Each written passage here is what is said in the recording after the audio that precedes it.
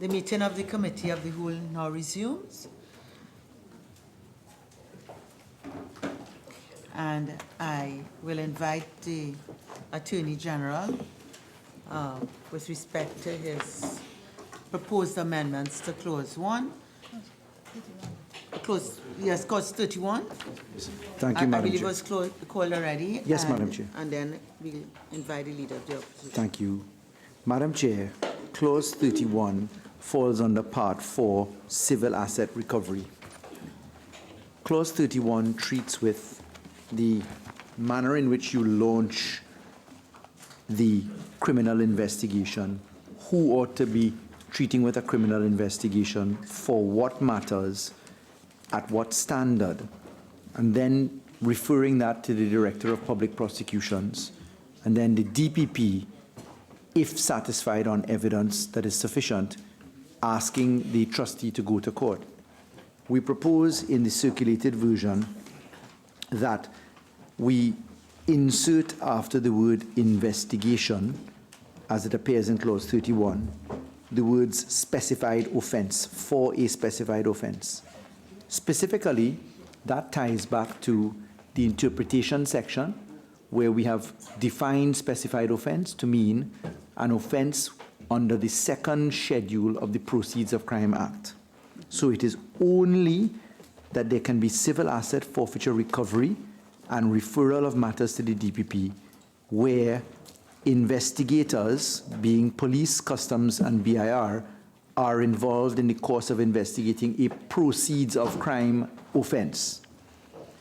We specifically also recommend that we have the investigators be of a very senior level. The chairman of the Board of Inland Revenue is already there. We propose that it is a police officer above the rank of inspector.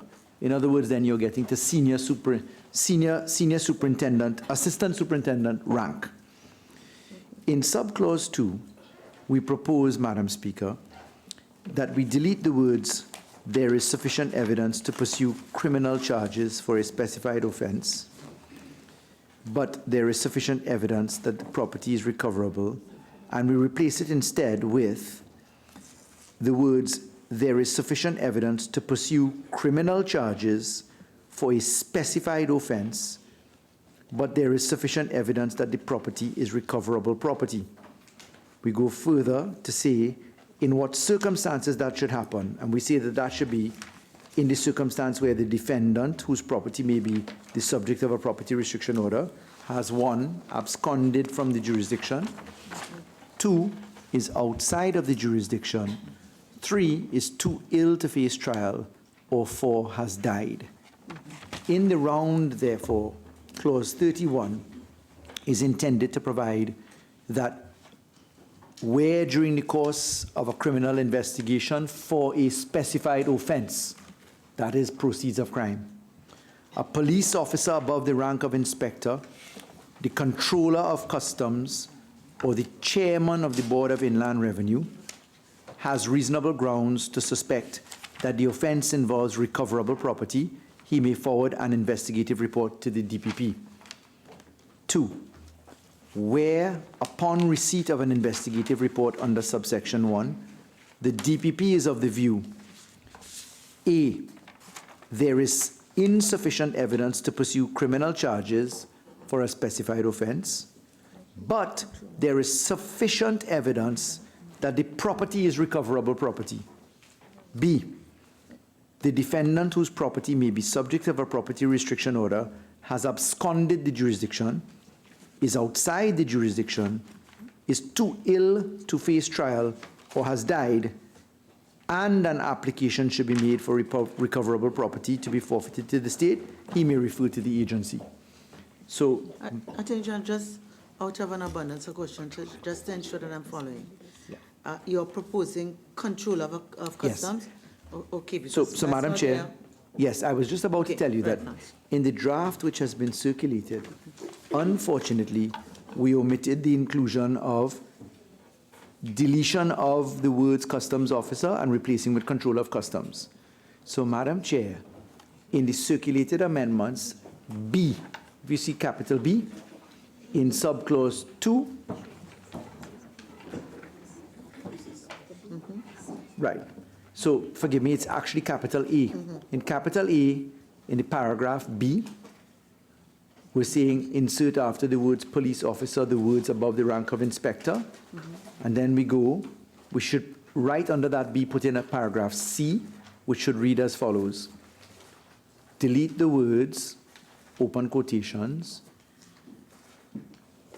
customs officer, close quotations, and replace with controller of customs in inverted commas. So we are proposing, therefore, that A, it is a specified offense under proceeds of crime, not just any offense. B, the police officer be changed instead to someone above the rank of inspector. C, it is not any customs officer. It is, in fact, the controller of customs.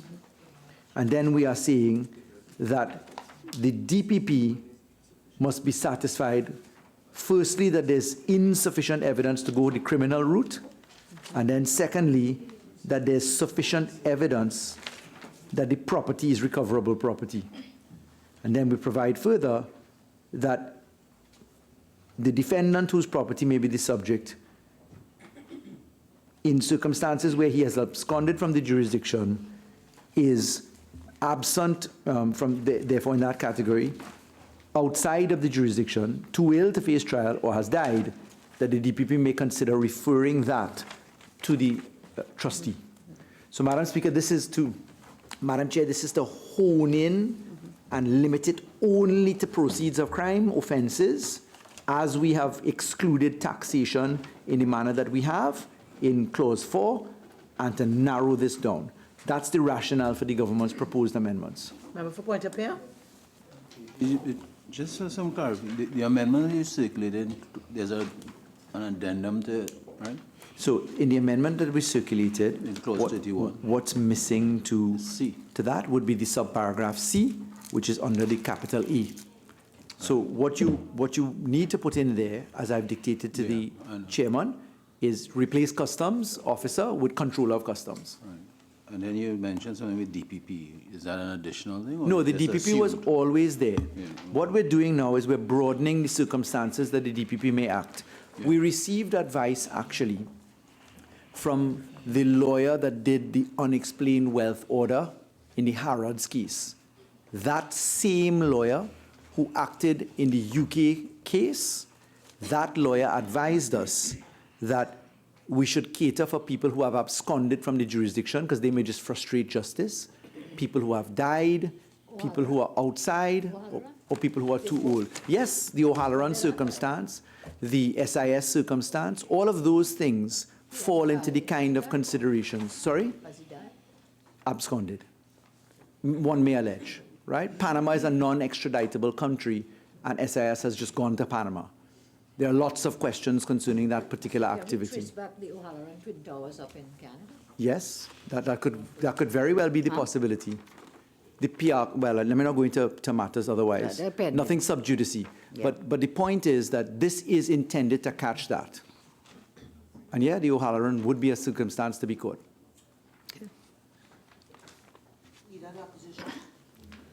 Okay, I'm not sure what we are doing at the moment because Well, we have these clause amendments and 31. our amendments. I mean, you can speak to the AG's amendments, proposals if you wish, and you can also, or Move we on. will do it. Can I just do the first part for the moment, please? Yes, yes. Thank you very much. Speaking to the AG's proposals, I think the insertion of for investigation for a specified offense is an improvement, a great improvement that will help deal with other concerns that we would have raised.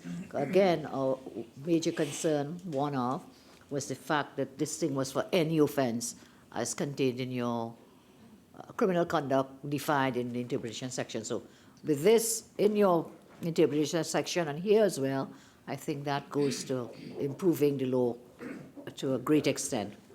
With respect to insert after the words police officer, the words above the rank of inspector, I think a suggestion was made on our side by members speaking that this should be the Commissioner of Police.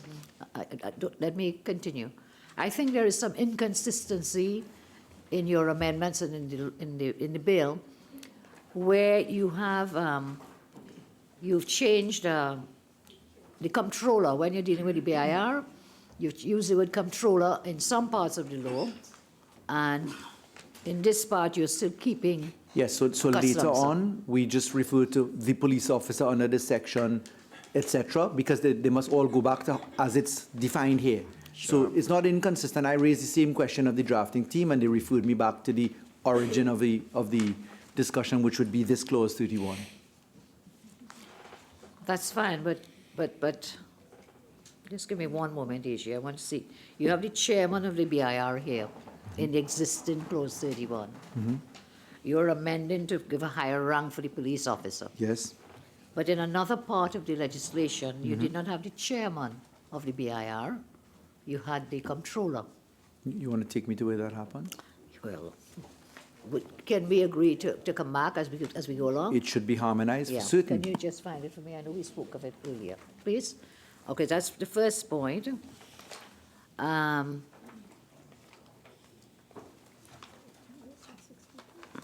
The issue on control, the issue as custom officer was on deadline, Sorry, the customs officer, yeah. and he had an amendment to C. He has added C to his amendments.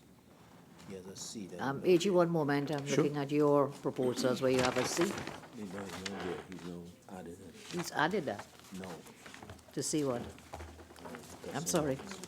Customs comptroller, okay, fine. So that will take care of my concerns with the inconsistency. I know the opposition members, when they spoke, had suggested that the officer be the Commissioner of Police. This is an improvement, but I think given the retroactive nature, the violation of a lot of constitutional rights and so on that could be triggered by things happening here, that we should go for the Commissioner of Police, whom you praise very highly. Have you ever seen that in terms of... So Madam Chair, I don't accept there's any violation of any constitutional right for the record. Secondly, whilst I welcome the highest officer, I've not seen it in any law where you say the Commissioner of Police. Save, no, that's not correct. In the Interception of Communication Act, the designated officer is described as the Commissioner of Police. So insofar as that exists there, I would have no objection to that. Very good. You accept that amendment then? And in your interpretation, yeah, they delegate. Well, you shared with me the delegation when we tried to deal with the DPP. Yes. So I guess the same provisions Yes, it apply. does, it does. Yeah, I'm sure, because we do intercepts under the Interception of Communication Act that way. I just And there are want other to put pieces. something for There consideration. are other huh? pieces of legislation which you would have looked at, which also has that officer, the office, not necessarily the person. The reason why you draft in this manner, and you say above the rank of an inspector, Give me some more. is to ensure that when you, if there's delegation of authority, it could be only up to that rank. If you just go with Commissioner of Police, understand it could be delegated to a constable. Eh?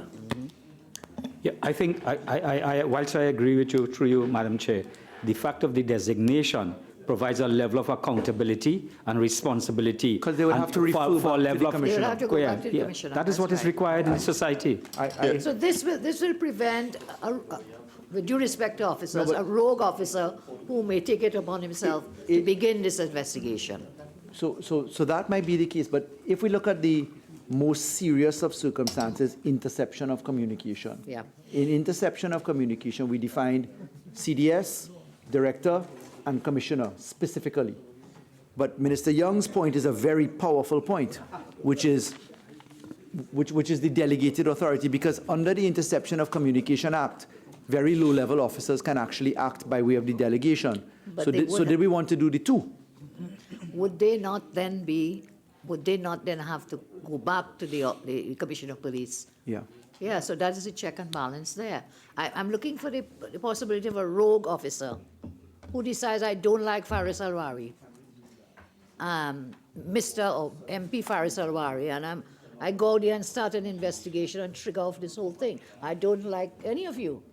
A rogue officer could go out and do it. The commissioner will have a greater responsibility and accountability. Just clarify that throughout the bill, change custom officer Yeah, to yeah, yeah. controller. Okay. And Commissioner of Police, yeah. Leader, through you, Madam Chair, I'm very cautious to take Minister Young's concern and to accept the recommendation together. Commissioner of Police or such person as he may delegate to not below the rank of inspector. I No, think that- assistant, not below the rank of assistant superintendent. I think that's a perfect compromise. Yeah? We like Perfect. that. We support that. Perfect compromise. So I'll just ask the CPC's team to put that together. Why didn't we, this takes me back a little, when we tried to get the person delegated by the DPP, why didn't we look for something similar so you don't send a junior? I'll tell you why. Because everything in the DPP's office must be under his hand, even if a junior manages it.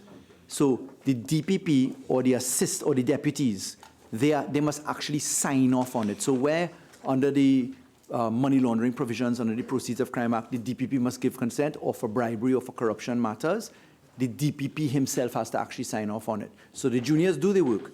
What Minister Young was cautioning is that the years of interception of communication, Commissioner of Police acts, it goes down to a junior, but they have no need to come back up because he's delegated it to them. Okay, your compromise, I accept. Our compromise. Our compromise. The I think it's a compromise. perfect compromise. Perfect. So can we, wait, the second issue, AG, is can we agree that wherever the word, in the rest of the statute, in the rest of the bill, wherever the word customs, That we keep it at the top? Yes. keep it, okay? Yes. And wherever police officer, similarly to what Yes. we've just done.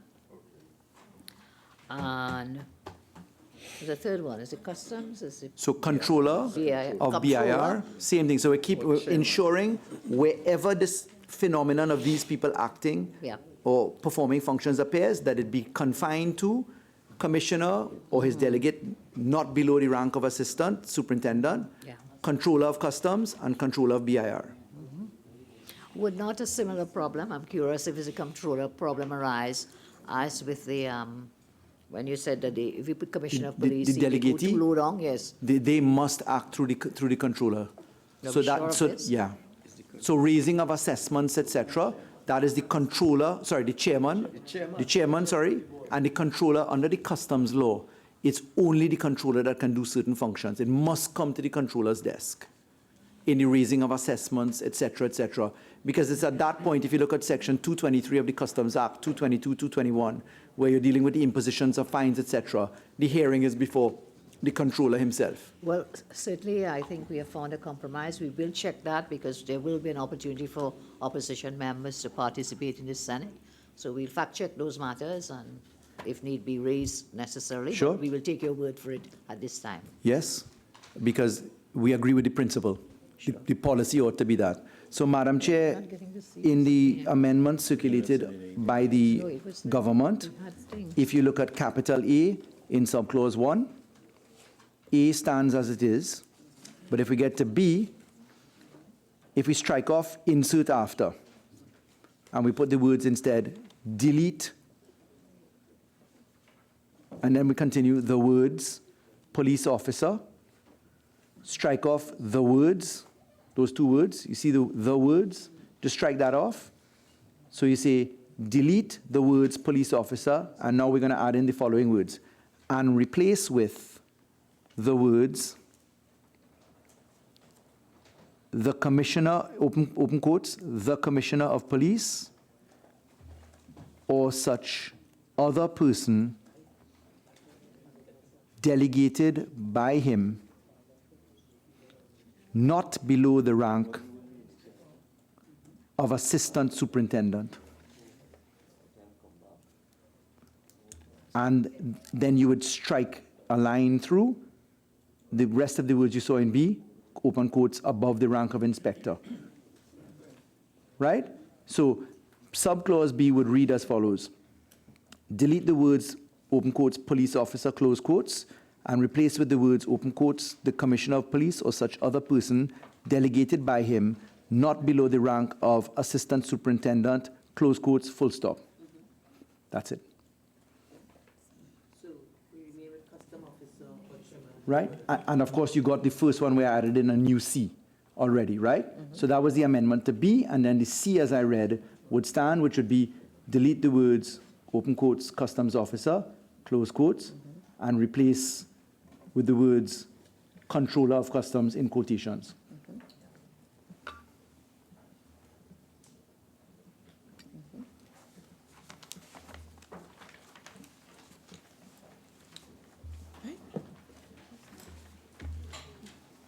And as far as your amendment as proposed as B, Yes, that would read as circulated, Madam Chair, that remains as this? as circulated. Okay. Yes, Madam Chair. Yes. Okay, so I now turn to call upon, all right, let me hear Shogunas West, and then Leader, I'll ask you to present your proposal. I wanted to deal with the second part, AG, with respect to the insufficient evidence, the matter before the DPP.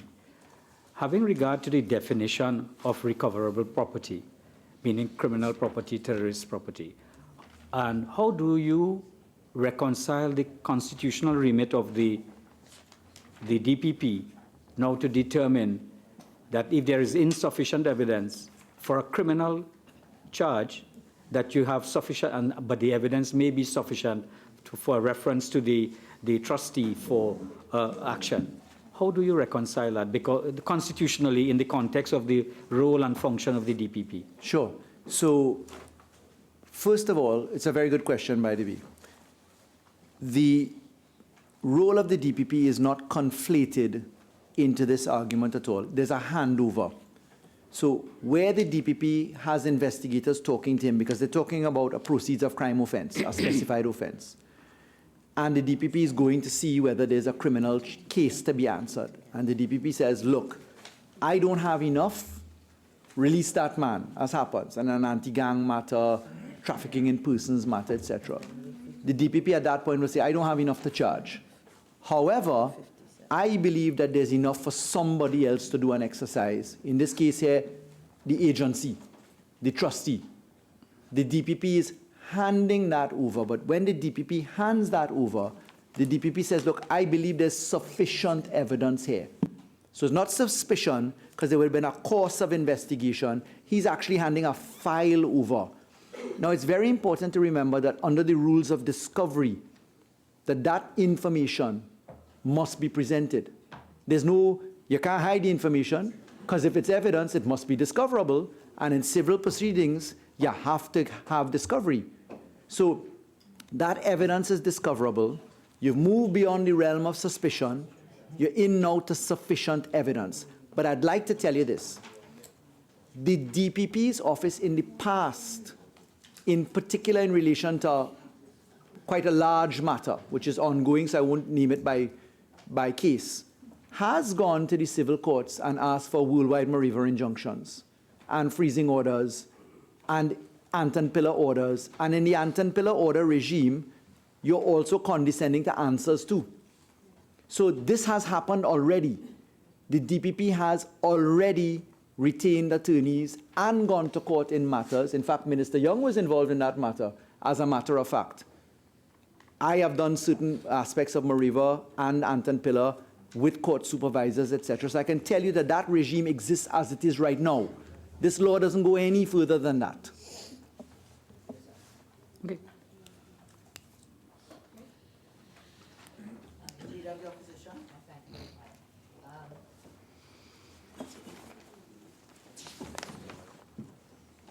I have an amendment. Is that what I can deal with now, ma'am? Yes, please. All right. Item 29, clause 31(1). This is in tandem with what my colleague from Chaguanas West has said, that I am suggesting that we delete the word suspect and replace it with the word believe, because, again, this on mere suspicion we feel is not enough. we have to go with a stronger point, and I'm suggesting we use the word believe rather than suspect. So where you have, where during the course of a criminal investigation, all these officers we mentioned, from the customs and so on, Sure. has reasonable grounds to suspect that the offense involves recoverable property, he may forward an investigative report to the DPP. I think believes rather than suspicion is such a suspicious thing. You're right. We No pun wrestled. intended. We wrestled with this, and the first port of call that we came to was Section 32 of the Proceeds of Crime Act. Yeah. And in Section 32, it's the exact formula: reasonable suspicion. Why? Because the officer may have a suspicion. The officer engages in an investigation. But the officer is now, in this formula, going to the DPP who says, look, I have a suspicion, I'm in the course of an investigation, because all investigations are on suspicion. I have a suspicion, I'm coming to you. And then the DPP has to say, look, I now have an obligation to go even higher than you. I must, if you see it in subclause 2, I must believe that there's sufficient evidence. And evidence is not suspicion. It is a very positive obligation on the DPP to make sure that there's sufficient evidence for this matter to go to the trustee. So the DPP is entitled to receive a suspicion from a policeman. In this case here, now of the highest rank that we could get to, controller, chairman, commissioner of police, with the bar as to how low he could go. They come with a suspicion because all crimes are investigated on suspicion. But when they get to the DPP, his first route is to say, look, I'm going criminal.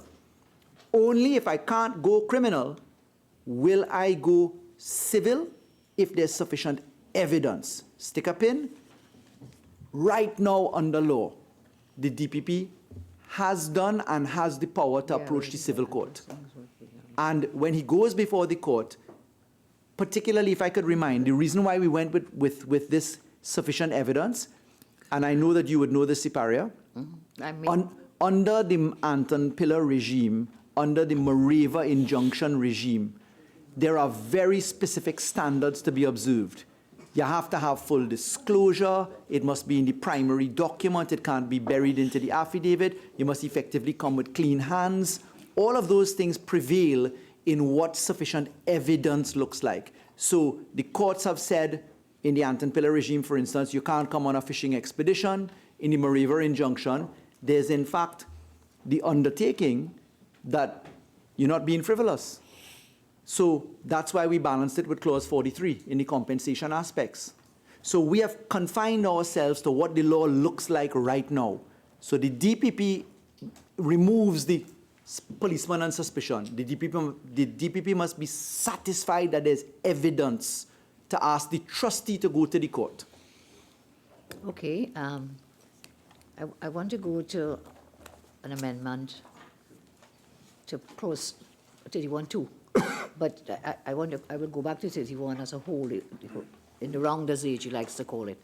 I would like to look at it again, but I have suggested here that we take out the word insufficient and we insert thereof the word sufficient. This is in 31.2. Right. Where upon the receipt of the report, the DPP is of the view that there is insufficient evidence to pursue criminal charges. It should be that there is sufficient evidence. Well, then he would DPP. go. Well, then he would go sufficient. Then he'd go criminal. Yes. And this is the danger of this clause, that we verily believe that this was one of the clauses that will throw us into constitutional issues. I know you don't believe it, but I will share with you. The DPP doesn't have this power. The DPP is a creature of statute, of the highest statute in the land, the Constitution. And the powers that the DPP has are in Section 90. And what you're asking the DPP to do by virtue of this section, he doesn't have that power under law. And you cannot give him this power by an ordinary statute when his powers are those entrenched in Section 90. That is my respectful view with respect to this 31. Would you permit me to distinguish the argument? I agree with you that the DPP must act within the confines of Section 90 of the Constitution, which is his three powers: initiate, take over, or stop nolli-pros matters. The DPP has always had the opportunity to ask for civil aid to criminal enforcement. Civil aid to criminal enforcement. And the DPP is never the entity to go for that civil aid to criminal enforcement. It's the state that goes for that. So the Attorney General would take over the civil aspects. So we found that entirely unacceptable. Why? Why should a political appointee like me, who's an Attorney General for the time being, have the power to go and get civil aid to criminal enforcement? We said, no, let's clean that up. Let's take that existing power, the civil aid to criminal enforcement. The DPP doesn't do that. Let's remove the AG from doing that. He has no business in there. Let's put the trustee to do that.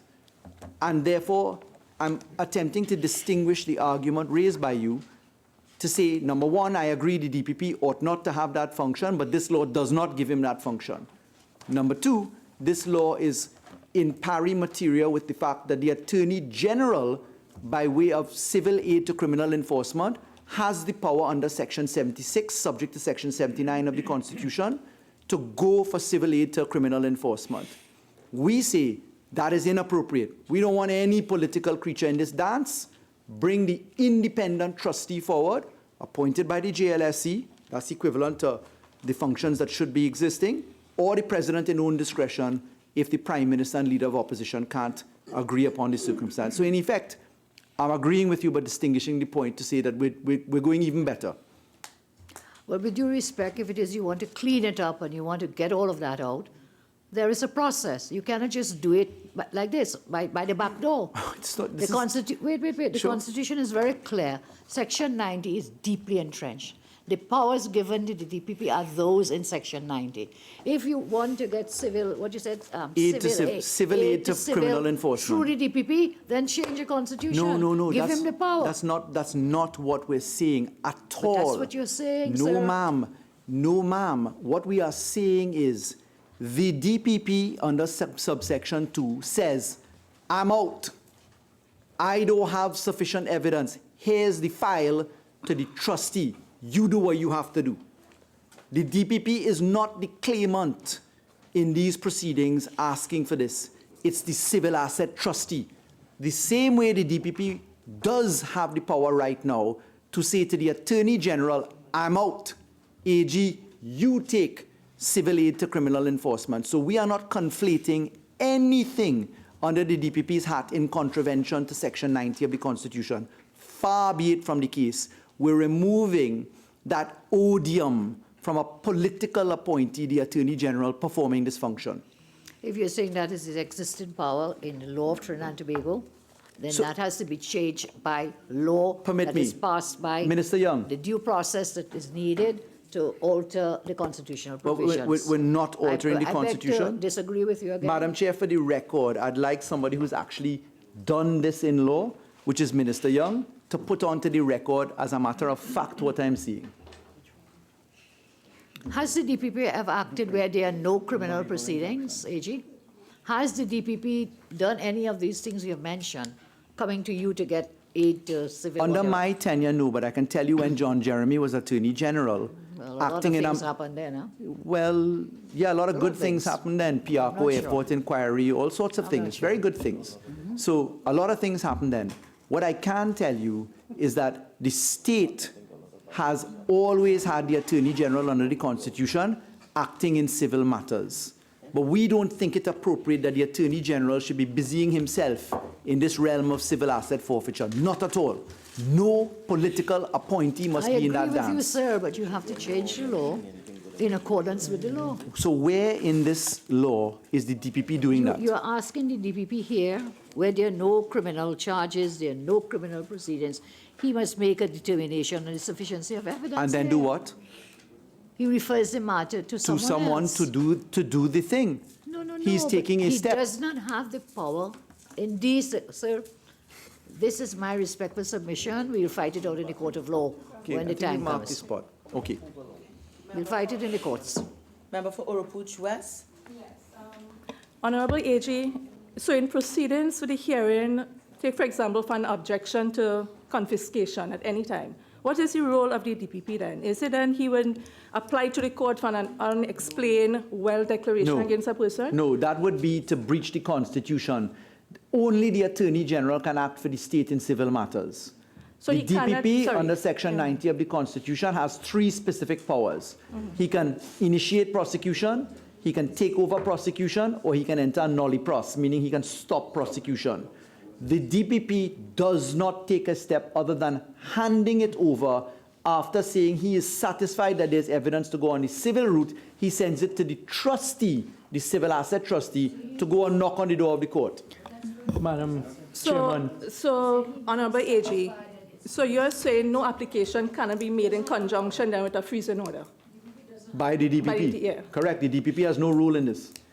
Madam Chair, if I may assist here. Section 31 is a simple three-stage process. The first part is there must be a criminal investigation taken place. We've already established via compromise the level of officers from the police service. We've agreed to the Comptroller of Customs, and we've agreed to the Chairman of the Board of Inland Revenue, being the persons who are in charge of the pursuit of criminal investigation in those circumstances that tie back, right, a specified offense, which are the serious crimes under POCA, second schedule. That's the first stage. So they're the ones who are doing the criminal investigation. What then happens is they may send a report to the DPP. One of the roles that the DPP currently performs is looking at evidence from these 3 various bodies, in particular the police, and then determining as to whether criminal charges should be laid or not. In this circumstance, what subsection 2 is saying is if there's insufficient evidence to pursue criminal charges for a specified offense, which is under POCA, second schedule now as we know defined, but there is sufficient evidence that the property is recoverable property pursuant to this act, and an applicant should be made. So he is performing that same litmus test role that he currently performs, and then his role stops there. He just says, look, there's sufficient evidence to go for recoverable property here. He passes it on to this isolated agency, this agency we've been so careful to protect and to make sure is ring-fenced as to who is in the agency, and they then are the ones who pursue the action in court. So the DPP is just continuing to perform a role that he performs right now, and the Attorney General is right. One of the briefs I remember getting, and I think it was from the DPP, Geoff Henderson, was where they had forfeited there was a breach of state lands, there was illegal quarrying, they had forfeited equipment. And there was a Court of Appeal hearing as to whether the forfeiture of that equipment was in fact appropriate in circumstance. That is a civil appeal, that's not a criminal appeal. And it was a retention by the DPP, another one to which the Attorney General is referring that he was aware of. There was a time where evidence was being prepared to go for international Mareva injunctions. Someone who breached the laws of Trinidad and Tobago cost us at one point in time $25 billion. There was a whole commission of inquiry into that, and we had prepared the Mareva, the international Mareva injunctions. In comes a new administration in 2010. The rest is history. It was discontinued. I was asked to return the brief. But this is not something that is new. It is something that is now being codified, and it is, as we know, we're all here debating civil asset forfeiture. Civil asset, not criminal asset forfeiture, which is POCA. Member for Laventille West. Thank you, Madam Chair. So yes, Minister Young, member for Port of Spain, North St. Anne's West, got that. The DPP is on a daily basis giving advice on criminal matters to the police, and rather routinely. So this is really to continue that. It began with a criminal investigation, as we know, and he's looking at sufficiency of criminal evidence, and if there is not sufficient criminal evidence, you're dealing now with what is recoverable property, he gives advice. That advice goes to the agency. We are not taking away any power from the DPP. You're just giving him, or nor are you adding. You're just codifying. No. You're just codifying that which is routinely done, and he's just simply giving independent advice in the circumstances. Chair, I mean, if I can make an interpretation of what the leader of the opposition is asking, does the DPP have the powers under the Constitution to determine at what bar a matter that he is not able to pursue criminally can be referred for civil action? I think that is the issue. Yes, let me answer that. The Constitution provides 3 certain powers of the DPP. The Constitution does not go into granular ancillary powers of the DPP. The DPP, under the operation of our Constitution, once he is out to something, but he wants something that's in the civil realm, the DPP must refer that to the Attorney General. Because the Attorney General, in our 1962 Constitution, and prior to that, the Attorney General actually did what the DPP does. When we took our 1976 Constitution, we gave the Attorney General civil, and we created the DPP to do criminal. But the two coexist insofar as there is a conflation of certain aspects. If the DPP wants the state to take certain steps, the AG acts in the civil realm. And he does that. And the DPP would be passing information to the Attorney General in any event to say, here's the sufficiency of what I have, you take it over. In this instance here, in looking at the fact that the existing common law allows the AG to take these steps, we've said, listen, that's unseemly. Let the trustee, who is not an AG, we're actually taking away powers from the AG by statute. And that is to be commended because we are ring-fencing this matter away from a politician. If I may, Carney Central, if you will allow, sorry. Recognize the member for Port of Spain North, St. John's West, and then Carney. If I may answer your question directly, the answer is under this legislation, we are setting the bar for the DPP. If you look at the section we're looking at now, subsection 31.2, we're saying whereupon receipt of an investigative report under subsection 1, the Director of Public Prosecutions is of the view there is insufficient evidence to pursue criminal charges for a specified offense, but there is sufficient evidence that the property is recoverable property. Then go to section 5, clause 5 of the Act. The standard of proof required to determine any question under this Act as to whether recoverable property should be subject to civil asset recovery shall be applicable to civil proceedings. So that's the direct answer to the question. So where you talk about recoverable property, you flip to 5. 5 tells you what is the standard of proof for recoverable property. But stick at 2. What the DPP does is he may refer the matter to the agency. He must hand that baton over to someone else. He is not taking any part there. So what we're doing, for the first time, we are circumscribing the functions of the AG. I appreciate what you're saying, but I think what is happening, I think there are 3 issues that come up. The questioning by the leader of the opposition of whether the DPP does have the constitutional authority to be able to determine that the matter is a civil matter for action. That's the first thing.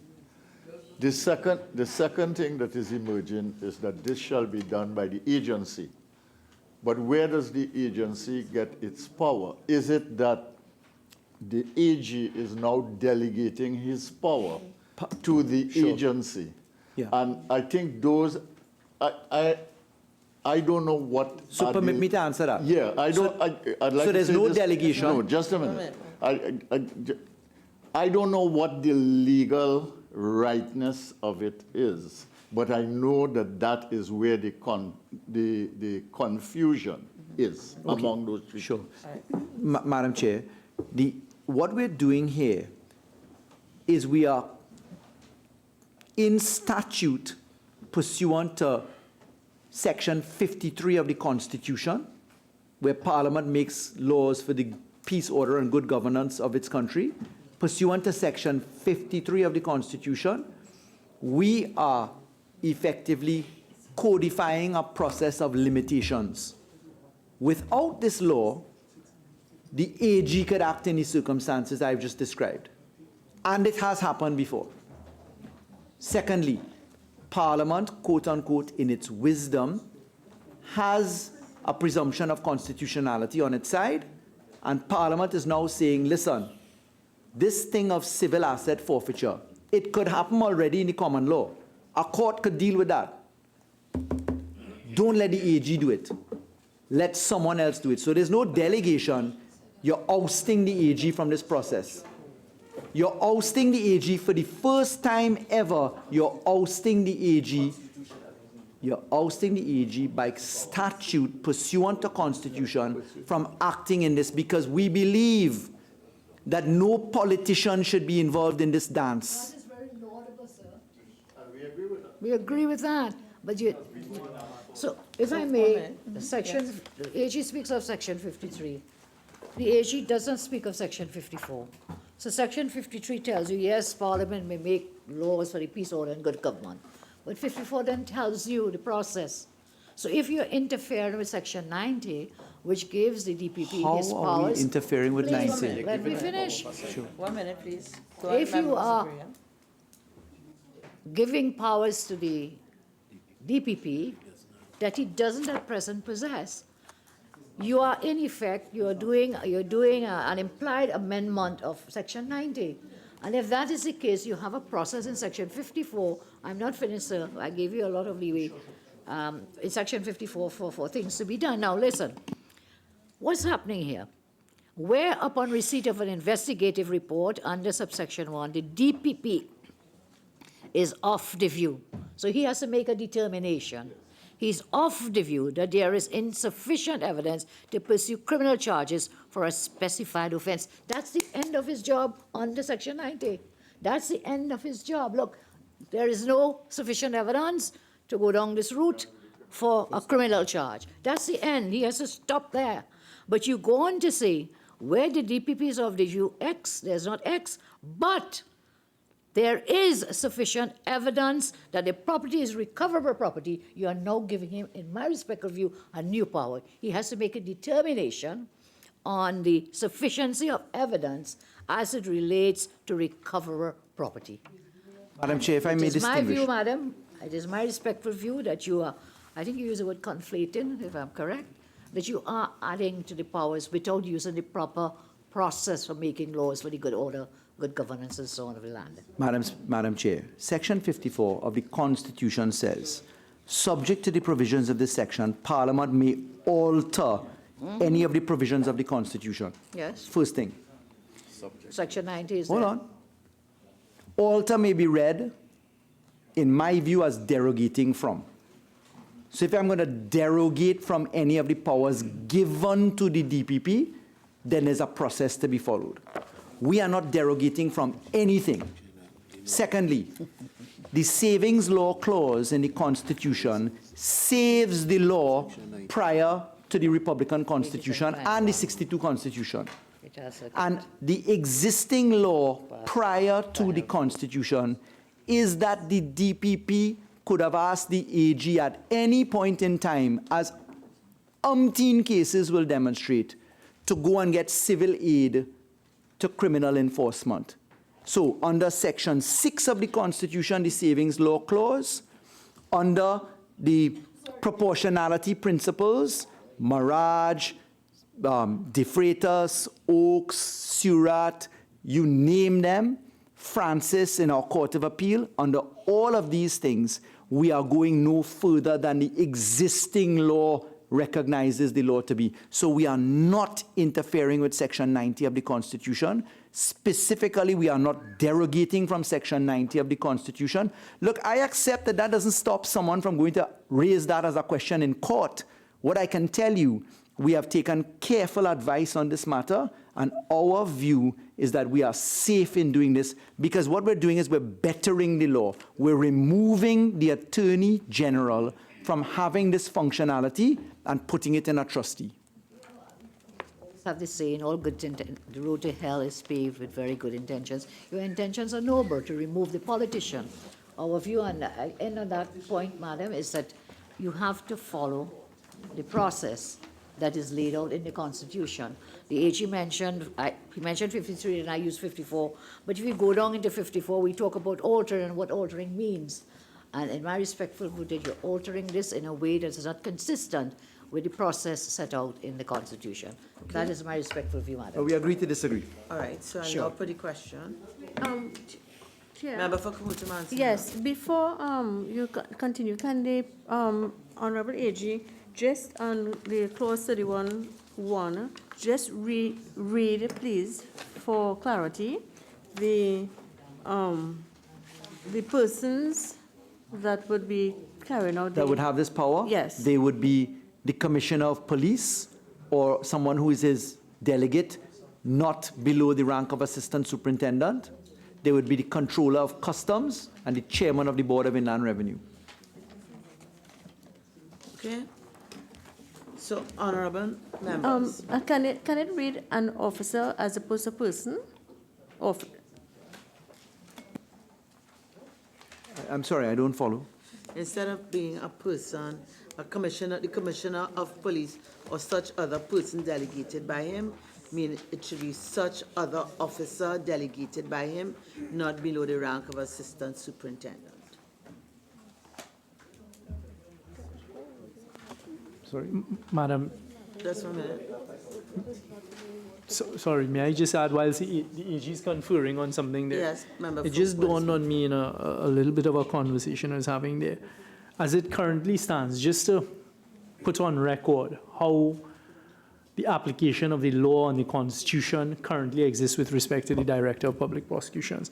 If evidence is taken to the Director of Public Prosecutions now, say for example by the FIB unit of the Trinidad and Tobago Police Service for money laundering, and he doesn't think there's sufficient evidence there to lay criminal charges for money laundering, it is well within his purview to say go and pursue, exactly as the Attorney General has been saying, go and pursue use this evidence in civil proceedings, which is of a lower standard, a lower burden of proof. There's nothing abnormal with that. This is not affecting the constitutional ambit of the Director of Public Prosecutions in any manner whatsoever. All right, and Attorney General, I think there's one other issue to address, On whether person versus, well, Madam Chair, under the Police Service Act and its regulations, the police can't, the Commissioner of Police can't delegate to somebody who's not a policeman because they don't have the investigative powers. So we had gone with person to avoid the gender argument, quite frankly. It's what we've used in other areas. It's just person, but you can't win the lotto without the ticket. And in this case here, the ticket is you have to be a policeman. Okay, I think the word the member had asked for is an officer. All right, so can I now put the questions? The question is that clause 31 be amended as proposed by the leader of the opposition. Those in favor say aye. Those against say no. No. I think the noes have it. The question is that clause 31 be amended as circulated by the Attorney General and further amended at B, subclause 1B, to delete the words police officer and replace with the words the Commissioner of Police or such other person delegated by him not below the rank of Assistant Superintendent. And C, to delete the words custom officer and replace with the words Controller of Customs. Those in favor say aye. Aye. Those against say no. I think the ayes have it. The question is that clause 31, as amended, now stand part of the bill. Those in favor say aye. Aye. Those against say no. I think the ayes have it. Might I ask, can we do clauses 32 and 33 together, as no amendments have been circulated? AG, Leader of the Opposition? Yes, please. Yes? Okay. Clauses 32 and 33. The question is that clauses 32 and 33 stand part of the bill. The question is that clauses 32 and 33 now stand part of the bill. Those in favor say aye. Aye. Those against say no. I think the ayes have it. Clauses 32 and 33 now stand part of the bill. Clause 34. The question is that clause 34 stand part of the bill. Attorney General. Madam Chair, we propose the amendments as circulated to clause 34, but we have a small tweak to that which is circulated. And if I could just give you that first. We don't actually need C as is reflected there. It was picked up in the proofreading. So if you could delete, you have capital A, capital B, then capital C. You can just run a line through capital C and renumber capital D as C. Okay? And then in capital C as renumbered, that's the old D, take off renumbered. So it's not in renumbered, it's in subclause 10. Yeah? So now for the rationale. Clause 34. This is an error. 1B.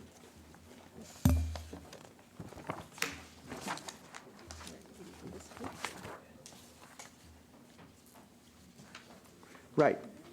The first, if you look at the text of clause 34, it was nonsensical to have the word if in subclause B. So 34.1 said, where an application is made under 33.1 and the High Court is satisfied that A, and then B, if the property, if makes no sense, so we're deleting the word if. Further into subclause B, and it would read, the property to which the application for order relates includes property alleged to be associated property, and the agency has not established the identity of that person who holds it. We don't need the agency has taken all reasonable steps to do so. We then drop down into the choisir, which is the tail end to catch both A and B, the words, it may grant a property restriction order. So, 34.1, chapeau reads as it does, A reads as it does, B strike the word if, C, after the word holds it, you're effectively deleting the words the agency has taken all reasonable steps to do so, and then you're introducing a choisir, a footing to catch both A and B, which is it may grant a property restriction order. And then we are putting the word or as it appears in between. Right? So in the bill, the word or is missing. So between subparagraph A and subparagraph B, it's or.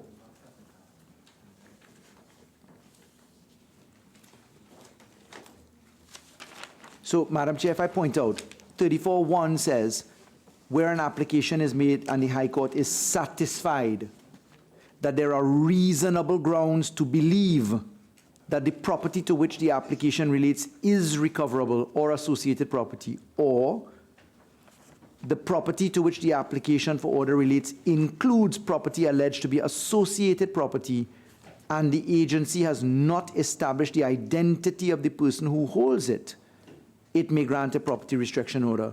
I just want to point out in 34, the court is not acting on any suspicion. The court is acting on belief, i.e. evidence by way of reasonable grounds. And it's in that circumstance that stage 1 happens. That's a restriction order. It's not forfeiture. It's that you could freeze the property. And then you go through an inter partes stage a little bit later on. So, Madam Chair, those are the reasons for the proposed amendment as circulated by the government as tidied up. Leader of the opposition. To the proposed amendment. Okay. So, the question is that clause 34 be amended as circulated, as proposed by the Attorney General. Yeah. Those in favor say aye. Aye. Those against say no. I think the ayes have it. The question is that clause 34 as amended now stand part of the bill. Those in favor say aye. Aye. Those against say no. I think the ayes have it. Can we take clauses 35 to 57 together? No amendments have been circulated. Clauses 35 to 57.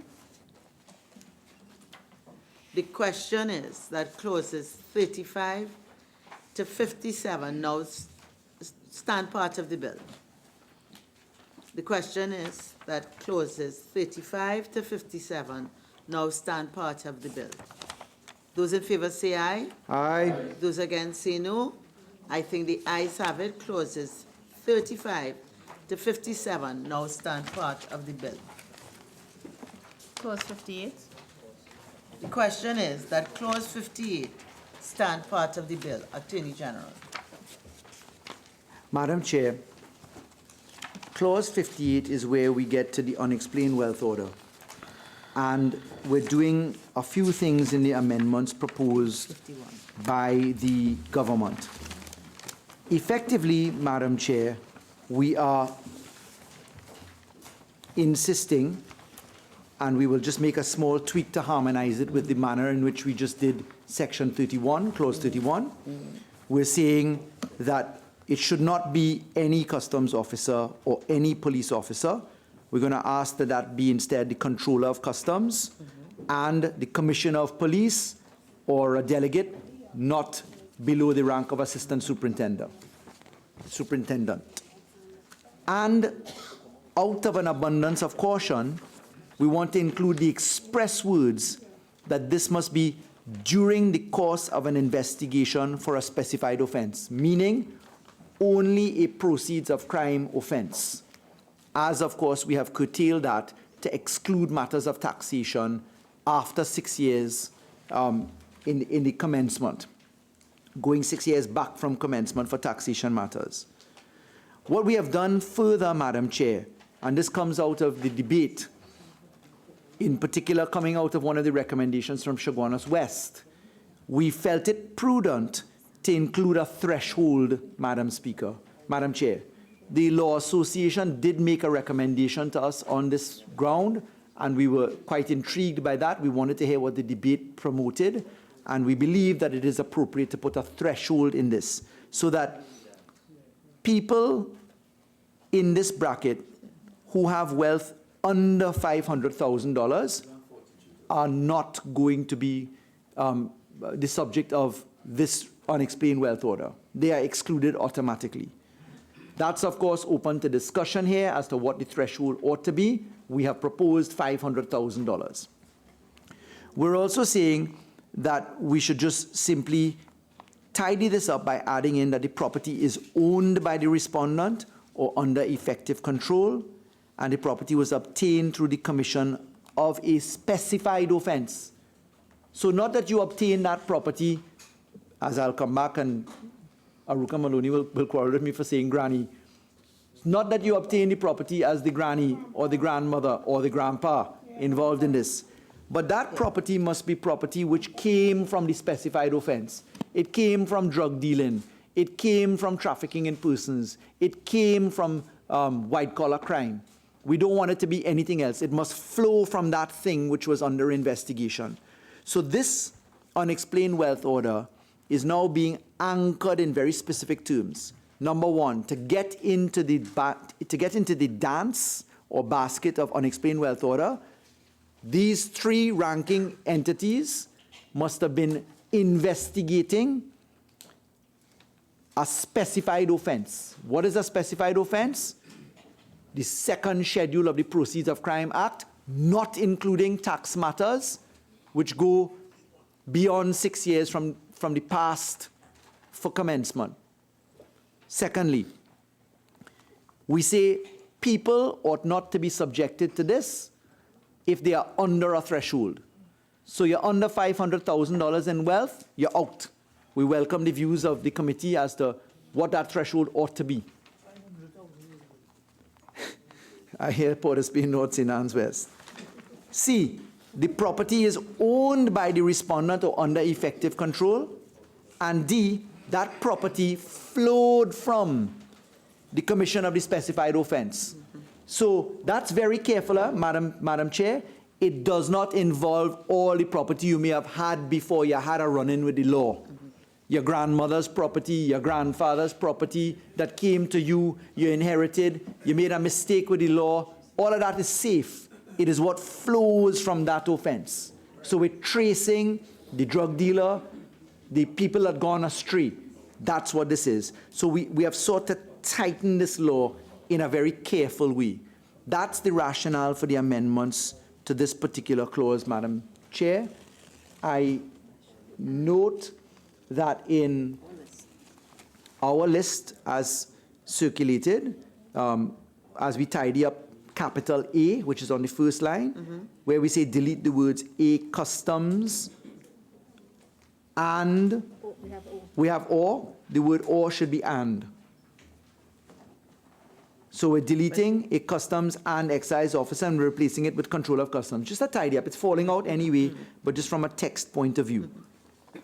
Okay? Okay, all right. So, Leader of the Opposition, I'll invite you to raise any issues on the proposed amendments and then to put your proposed amendments. Why $500,000 is your threshold? Why not 300? Why not 700? What led you to 500? Good question. So we thought, look, let's peg it to the value of an HTC house or a car. Those were two things in my mind in coming up with a threshold. I'll tell you, I find the whole exercise of the legislature as it relates to offenses, penalties, jail terms, and thresholds, I genuinely find that very hard and arbitrary. I see us, for the last 8 years, I have not been here for the length of time you have, Siparia. I noticed that we as a parliament come up with figures, even though we try to put a matrix under our particular regime. So I looked at it as some people may own a car under that value, 100,000, 200,000. Some people may own it at 500,000. But what about a house, a low-range HTC house, under $500,000? I really am in the committee's hands as to what an appropriate threshold is. What I can tell you, in the United Kingdom, the threshold is £50,000. So that's why I went for the 500. But there are economies of scale that are quite different. I mean, I don't know if a pound goes as far, I don't know if our dollar goes as far as a single pound.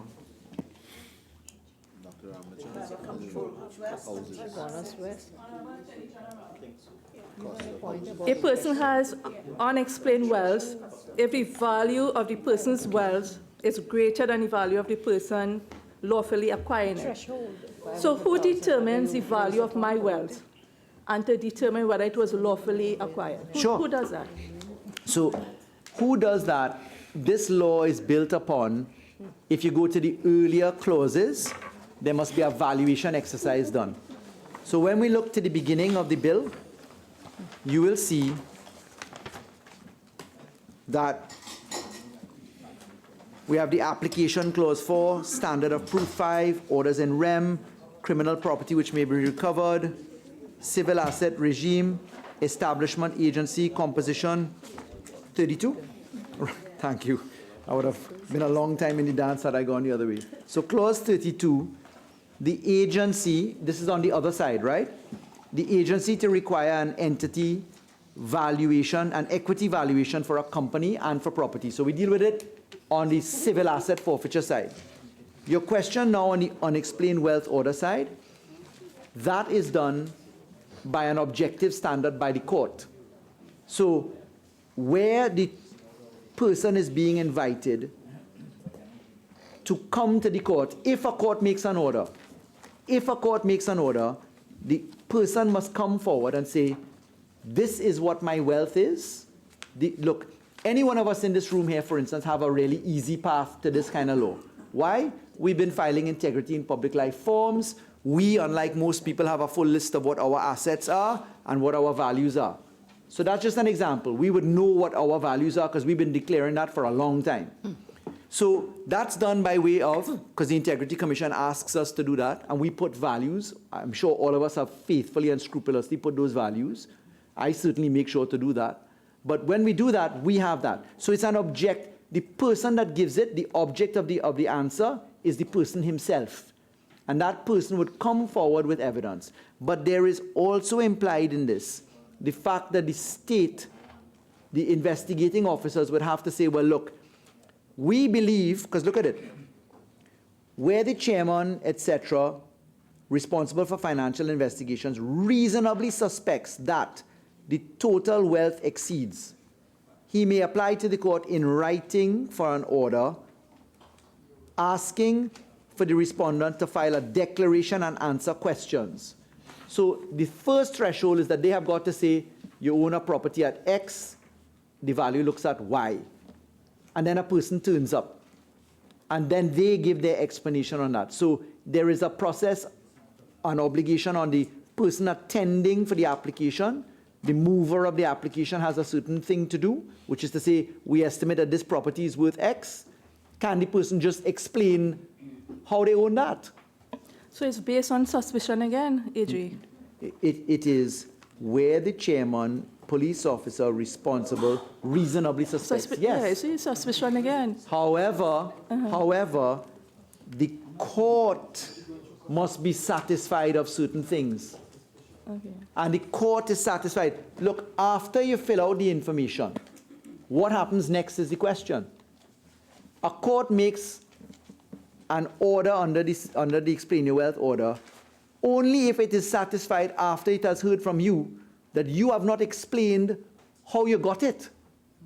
It's regardless of the information. You roll up with your deed of mortgage, the loan that somebody gave you. Somebody rolls up with an affidavit and says, look, I was John Brown's mother and I paid for things in the process of development.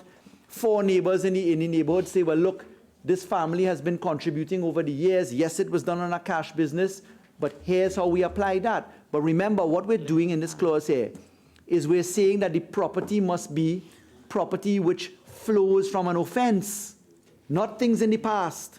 So if somebody is suspected of drug trafficking, that must be grounded in a fact of drug trafficking, whereas John Brown is under investigation for the shipment of cocaine that came in to Trinidad and Tobago on X date, and whereas John Brown has a property which he acquired 2 months after, it's that property we're going for. That's the connection, that's the rational connection. It cannot be, whereas John Brown was suspected of drug trafficking in the month of May 2019, and John Brown has a house which his grandmother gave him in 1962, we want that house. That's not it. That's why we've amended this to say the property must be something flowing from the thing which is the charge. Madam Chairman, thank you so much. I'm flummoxed because this is what we have been discussing from the time we started the debate on this bill.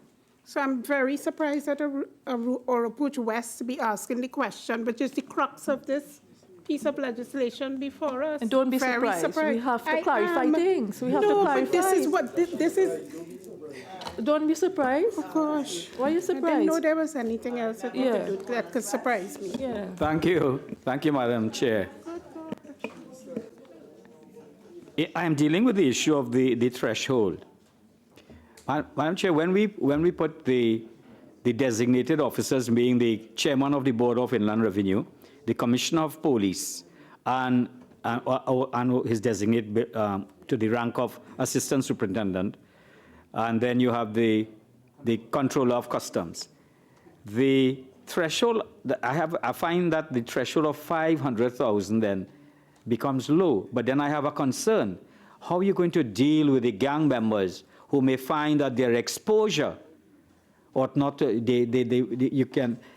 you may want to deal with that exposure, but can you put a figure so that therefore we have to think of the practical application of the threshold?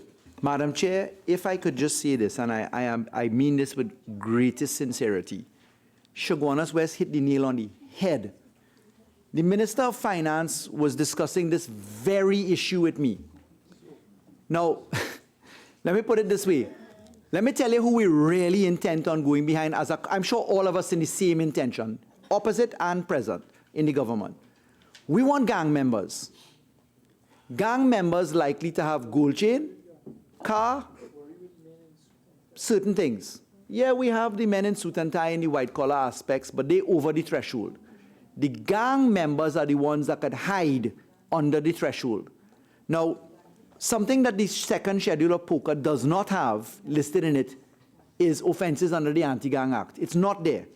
And despite my quarreling with the CPC, the deputy CPC who's to my left here, this lovely lady who has passed through 11 attorneys general, despite quarreling with her that I wanted to do the amendment here in this bill, she said, AG, this is not a miscellaneous provisions bill. We will have to take the inclusion of the anti-gang matters in a miscellaneous provision bill. And what we had agreed, Minister of Finance and the team, is that we would put a threshold for gang members, which is different. So if you're under an anti-gang charge, we'll drop it down to $150,000. So you're not wasting police time, but we want to treat with them specially. That now takes us to setting a threshold here which is reasonable, and we will undertake, we will do it. We'll come back and treat with the gang men separately. Sorry? Have you finished with Yes. Member for Superior? Just a thought when you said you legislate specially for them. Isn't there a danger that you will fall into legislating for a class? No. So that's the ad hominem lienage principle. Yeah. I'm sure there's Lianagi. All right. I was so told.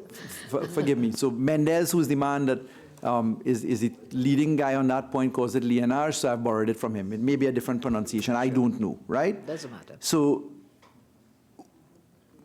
the ad hominem rule would be tripped if we were legislating for known persons or persons who could fit within a known class.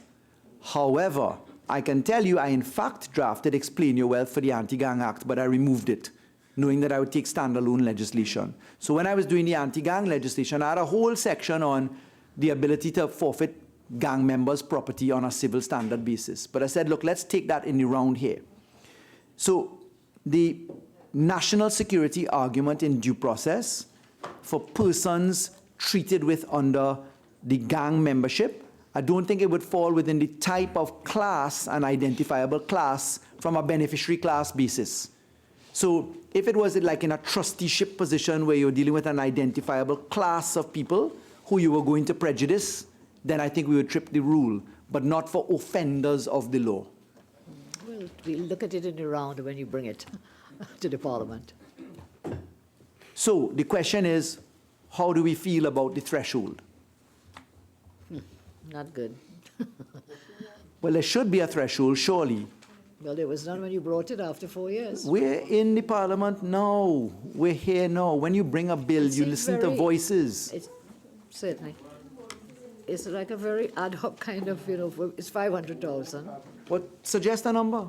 I'm asking Tabakit, who deals in houses and stuff like that. What is he hanging about? Let's not be distracted. Maybe member for Point Quarter, I'd suggest. From the threshold. From the threshold from housing. With any HCC housing. But what is the range? I don't know.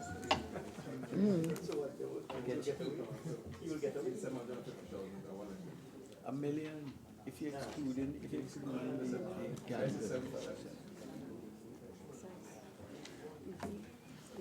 Anyway, let's move on. Moving along. Thought so.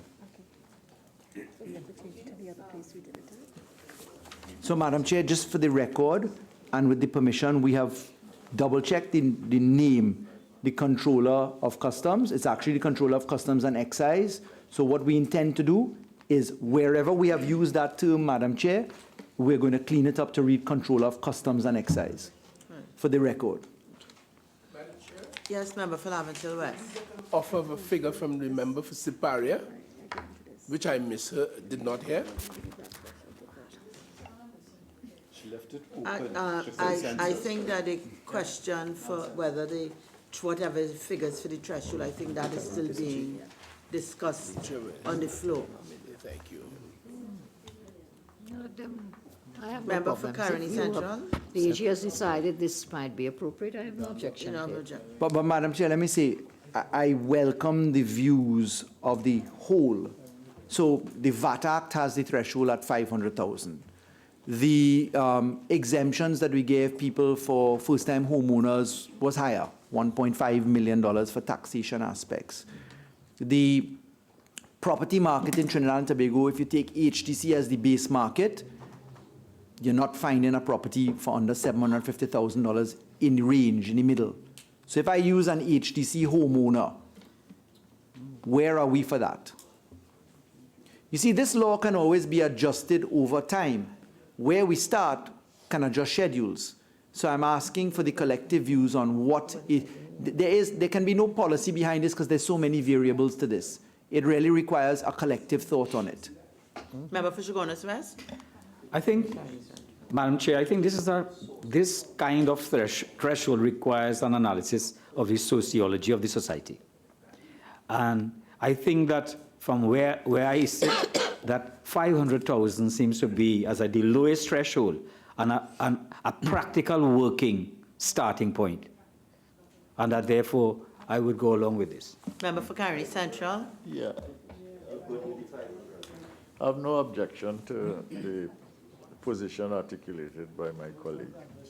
But it seems to me the lower the threshold, the broader this scope and range. Yep. All right, so that's the first issue. And the second thing, I mean, a bill like this is targeting.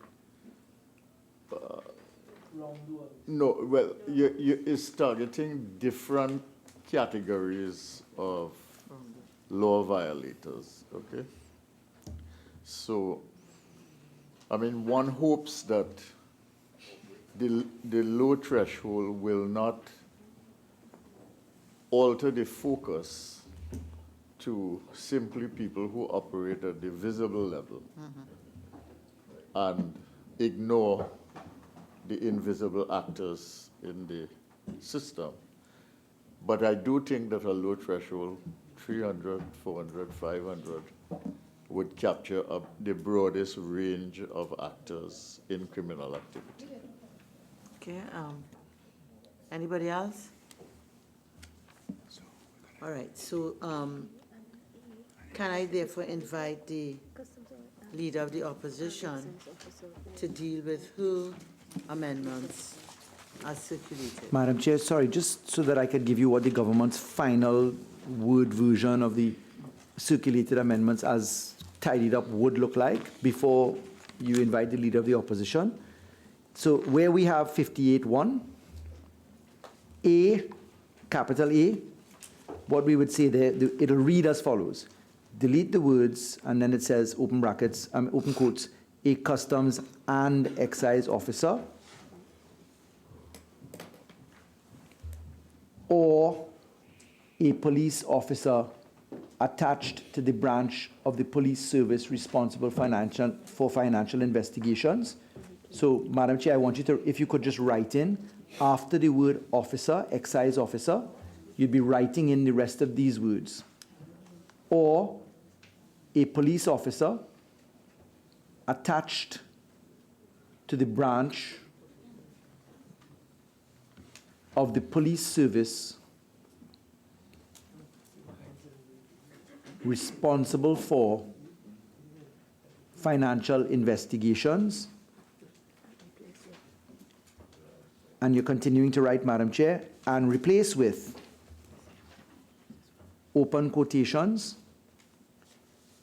the controller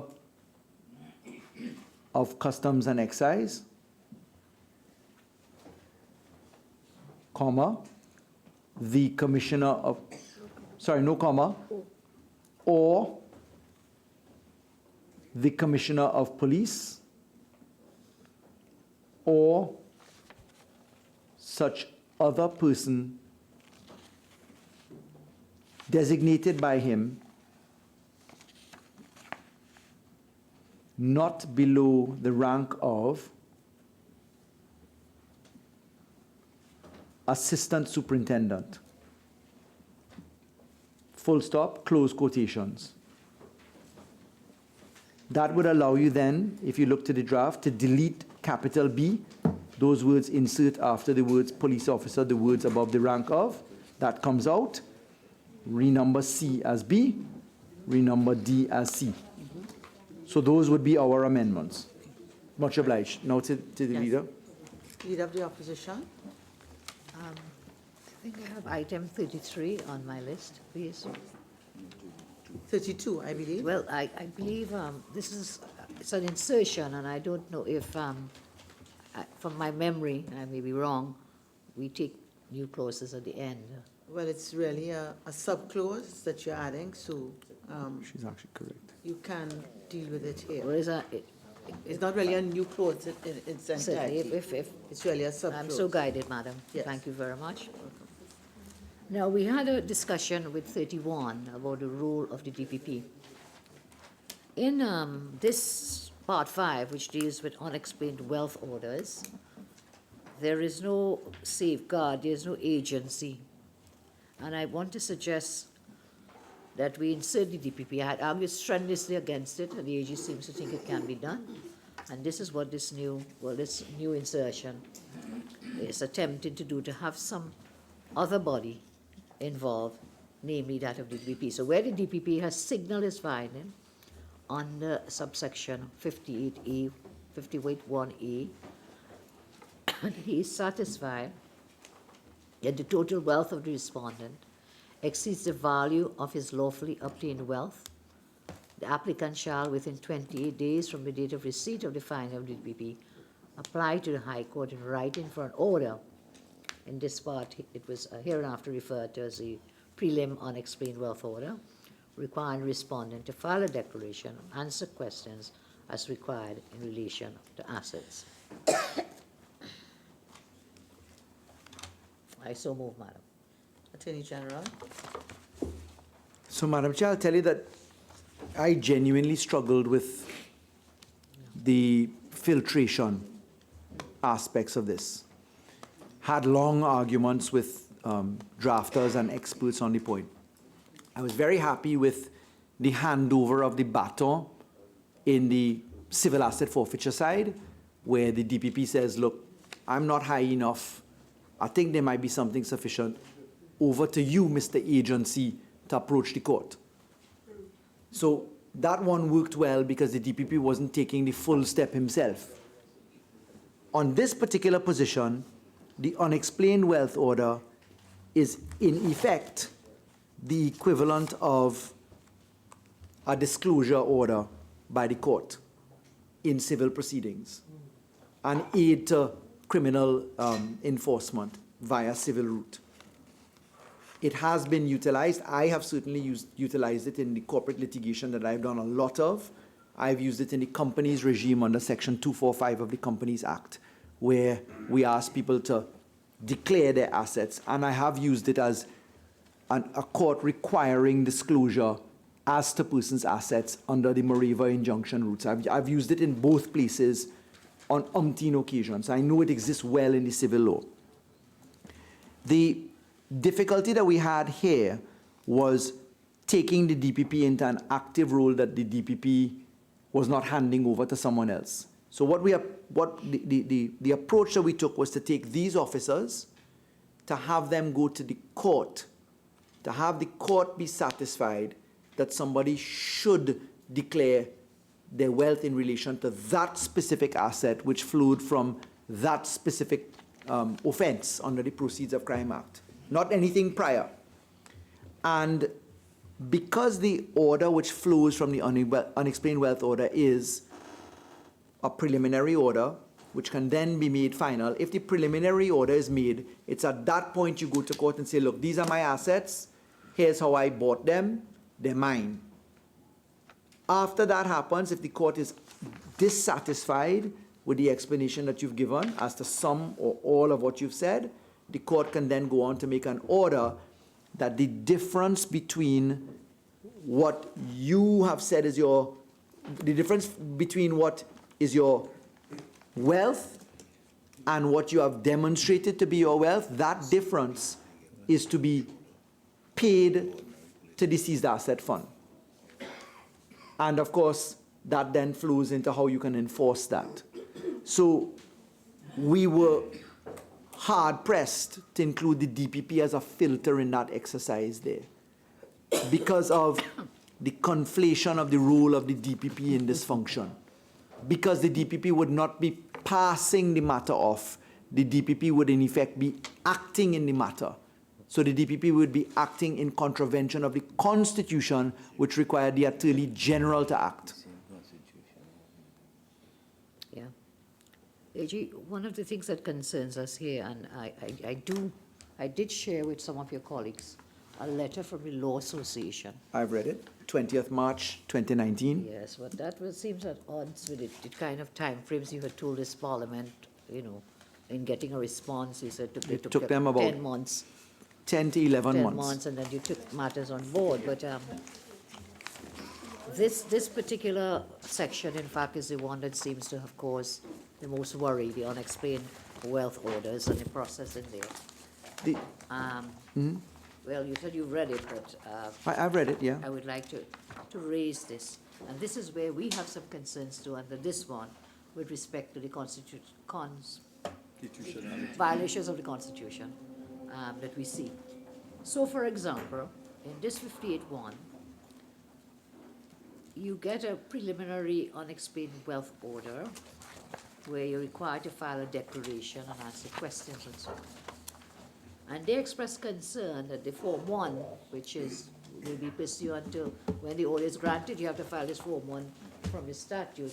The Law Association expressed the concern that this is a violation of privacy rights, because you are in effect being forced on just on suspicion, somebody's suspicion, that you will have to disclose your information, that of your spouse, that of your children.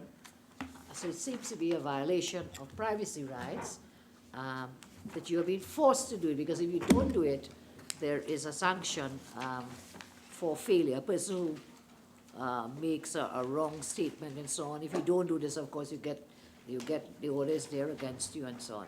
So they explain, the Law Association has raised some concerns about this. I am asking that we look at, again, this thing about suspicion.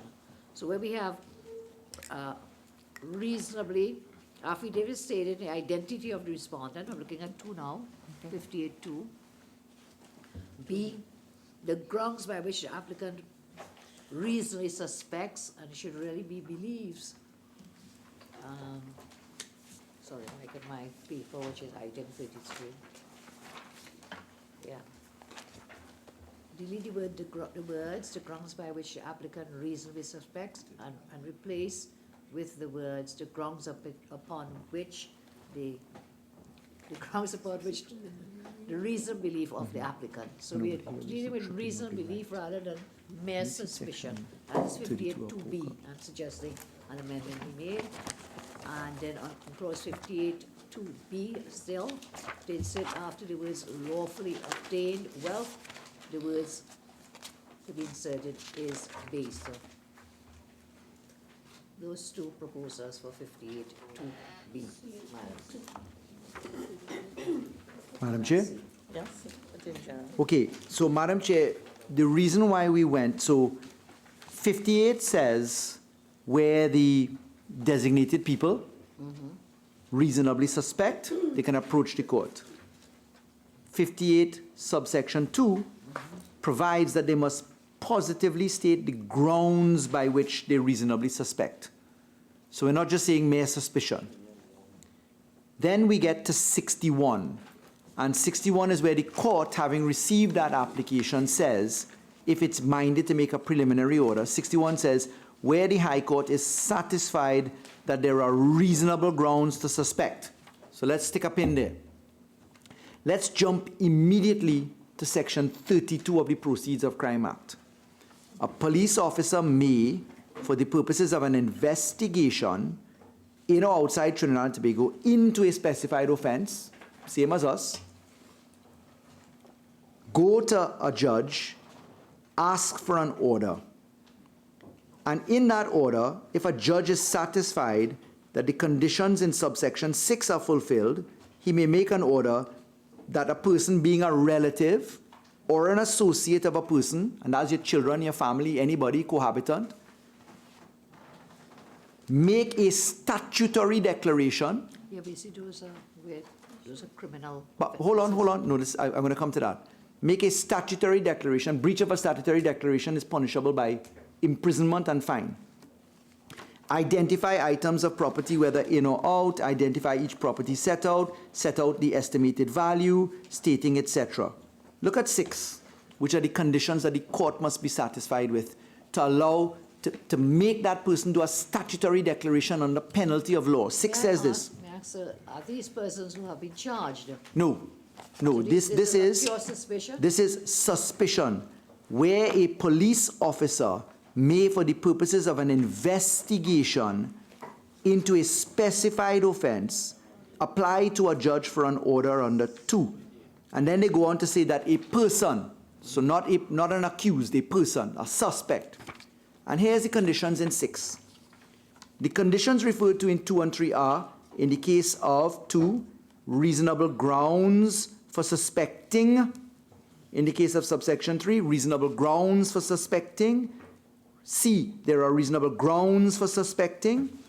D, there are reasonable grounds for believing that it's in the public interest, benefit likely to accrue, etc., that material should be produced or access to it should be given or that the declaration be made.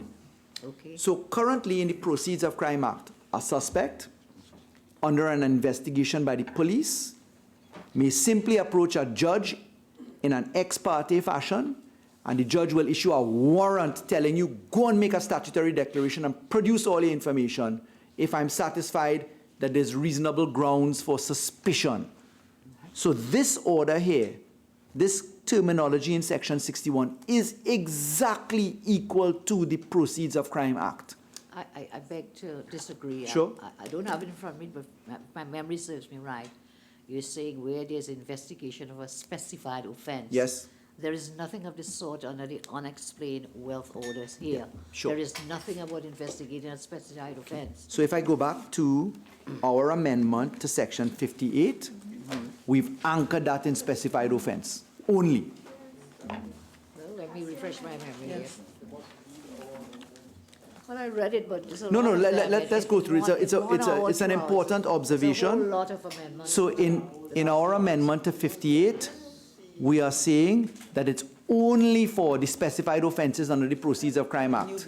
Okay, well, as I said, for another section, this has improved the thing tremendously by inserting specified offense. So we can move along on that point. AG. I'm sorry. So, if I may, to Siparia, Leader of the Opposition, very importantly, what we've actually done in this provision is we've narrowed the Proceeds of Crime Act on the unexplained wealth order. Because remember, we're... AJ, I'm convinced. Okay, good. Having put in specified offense Okay. from the very start in the definition section, you have improved this law. Okay. Okay, that was one of the things we were very concerned about. So you're quite happy with that? Member for Superior, you mind if I take Oropuch West on an issue related to this, and then you will do other amendments under clause 58? Member for Oropuch West? Yeah, thank you. Honorable Attorney General. Yeah. You just said that the court may grant an order that the respondent may pay monies into a seized asset fund. Is there any clause or amendment here to the effect that what will be done with those monies? Is it the Yes. victim will be compensated or so? Yeah. So, clause 43, when we come to it, deals with if they were wrong in dealing with that, and there's compensation, right? But how the seized asset fund is managed is also the subject of the later provisions of this. What you can do with it, where it comes from, if it goes bankrupt, the consolidated fund is behind you. That seized asset fund we put under the trustees, and how then we rank the priority of their spending. They must pay it into the consolidated fund. They may enter into reciprocal arrangement with other asset recovery institutions around the world, which is the norm right now, etc. Okay. Member for Superior, I believe you have some other amendments to propose under clause 58. 58 2C, madam, as itemized, number 35. Delete the words, the grounds by which the applicant reasonably suspects. Yeah, Madam, I had several here for clause 58, but given the amendment, the improvement made by the government through the AG with specified offence, I will not pursue the others under clause 58 at this time. All right, so if just for guidance, Look, I didn't have that when I did my amendments. Sure, we appreciate Just that. got it today. Yeah. Because you quarrel in member for Superior and all members, you know, let's try and get this done. Just for me to be clear what I'm putting, you have under 58, you have 32, 33, 34, 35, 36. I understand that you're withdrawing 35 and 36. Are you removing all? 34, 35, and 36. Okay, I withdraw. Will not be moved. Yeah. Okay. So 32 and 33 remain as proposed amendments. No, I think the AG, So you take out all? yes, ma'am. All right. Thank you. Yeah. Right down to 36, item 36. The question is that clause 58 be amended as circulated, as proposed by the Attorney General. Those in favor say aye. Aye. Those against say no. I think the ayes have it. The question is that clause 58 be amended as circulated. Those in favor say aye. Aye. Those against say no. I think the ayes have it. Clause 58 as amended now stands part of the bill. Clause 59. The question is that clause 59 stand part of the bill. Madam, I seek your guidance. I have in my list of proposed amendments a new clause 59A. So I don't know if we'll deal with it in the same way Yes. or take it at the end. No, we'll deal with it in the same way because it's really a subclause. That's right. Yes? Okay, so. Thank you, Madam. I pointed out that these documents are to be filed in court. I like it. You like it? Yeah, but You like I'm my subject to amendment? the views of You're general. getting- you're I'm now getting- seeing it there, You're but getting nicer as the day wears on. yeah. I'll tell you why. I'll give you a reason. You have to file the forms, okay? When you file the forms in court, you're putting your assets, you're putting your wives, you're putting your children. There are dangerous people in this country. And all your assets are being declared. It's put in the court, it's not under seal, and therefore any bad man, to put it bluntly, may have access to that and thereby endanger. Because remember, you're suspecting? Yes, under seal. If I could, sorry to interrupt the submission. So it's open to treatment in other jurisdictions by way of sealing, right? And particularly because it's a preliminary. That's right. And because it's preliminary, the safeguard Safety would help. for your So, families. I mean, it's not something I've had a chance to speak with my colleagues, but I think it's merit. Now, the truth is that it's actually a new clause. I thought it was a subclause, as the speaker had said, but I personally think it's a step in the right direction. Yeah, your colleagues don't want you to do it.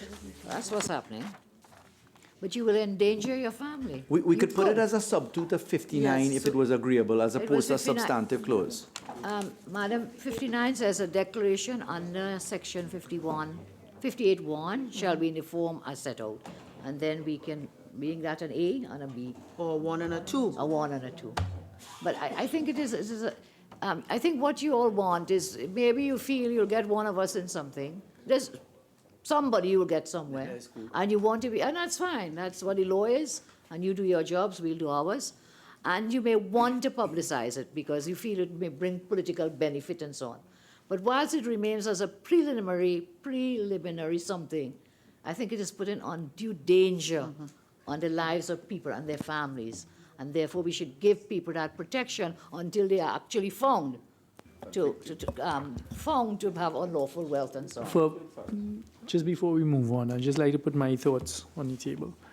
I agree with the preliminary stage because I could understand the merit in that. Sure. So if it's at a preliminary stage, which possibly ex parte, until the person has the opportunity to come to court to explain their wealth, where it's come from.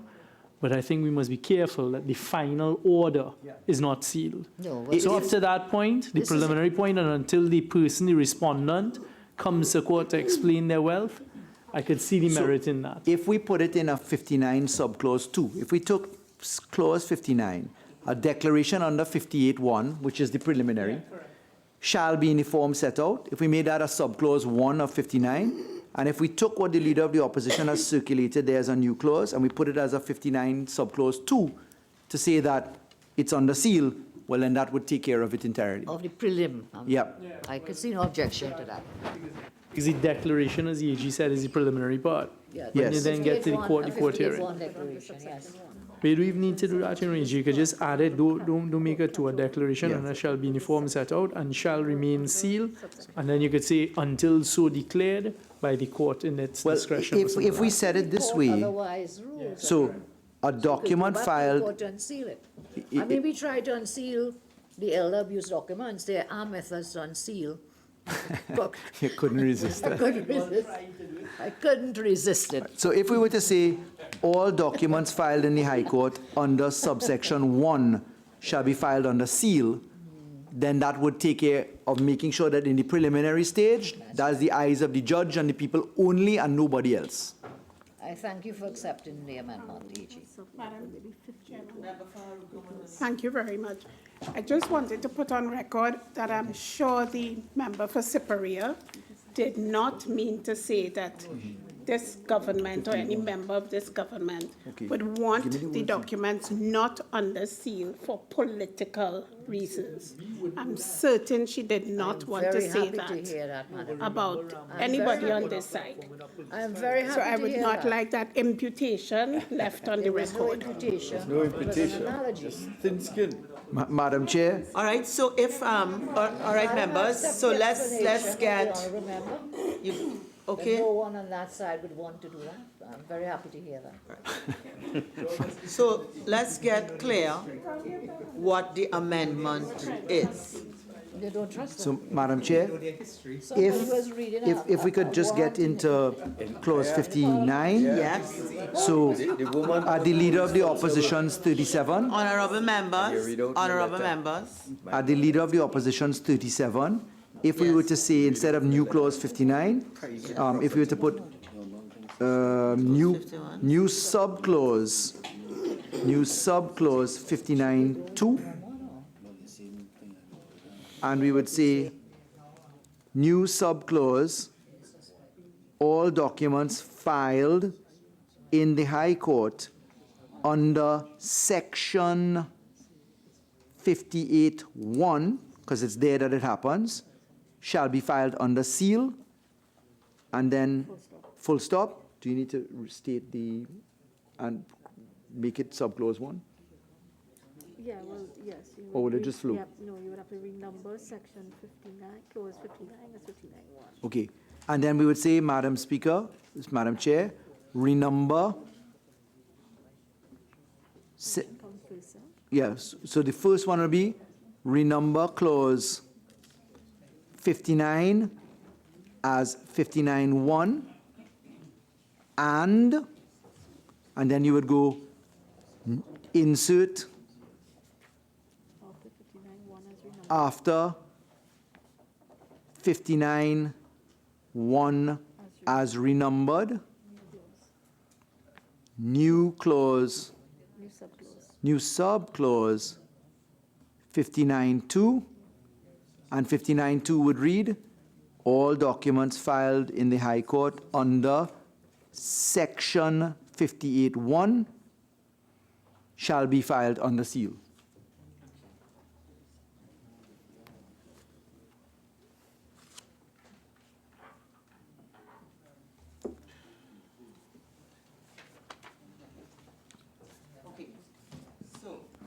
Just to ensure that we are agreed on what we're putting, is that the question is that clause 59 be amended as follows. To add a new subclause 59(2). No, you'd start with renumber clause 59(1). What I've been advised is that I don't need to say that for the question. Understood. It will follow as a Much clerical obliged, I thing. apologize. That's all right. So we add a subclause 2, which will read as follows. All documents filed in the High Court under Section 58(1) shall be under seal. Shall be filed under seal. Shall be filed under seal.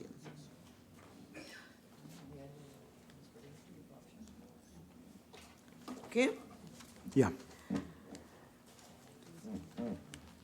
All in favor say aye. Aye. Those against say no. I think the ayes have it.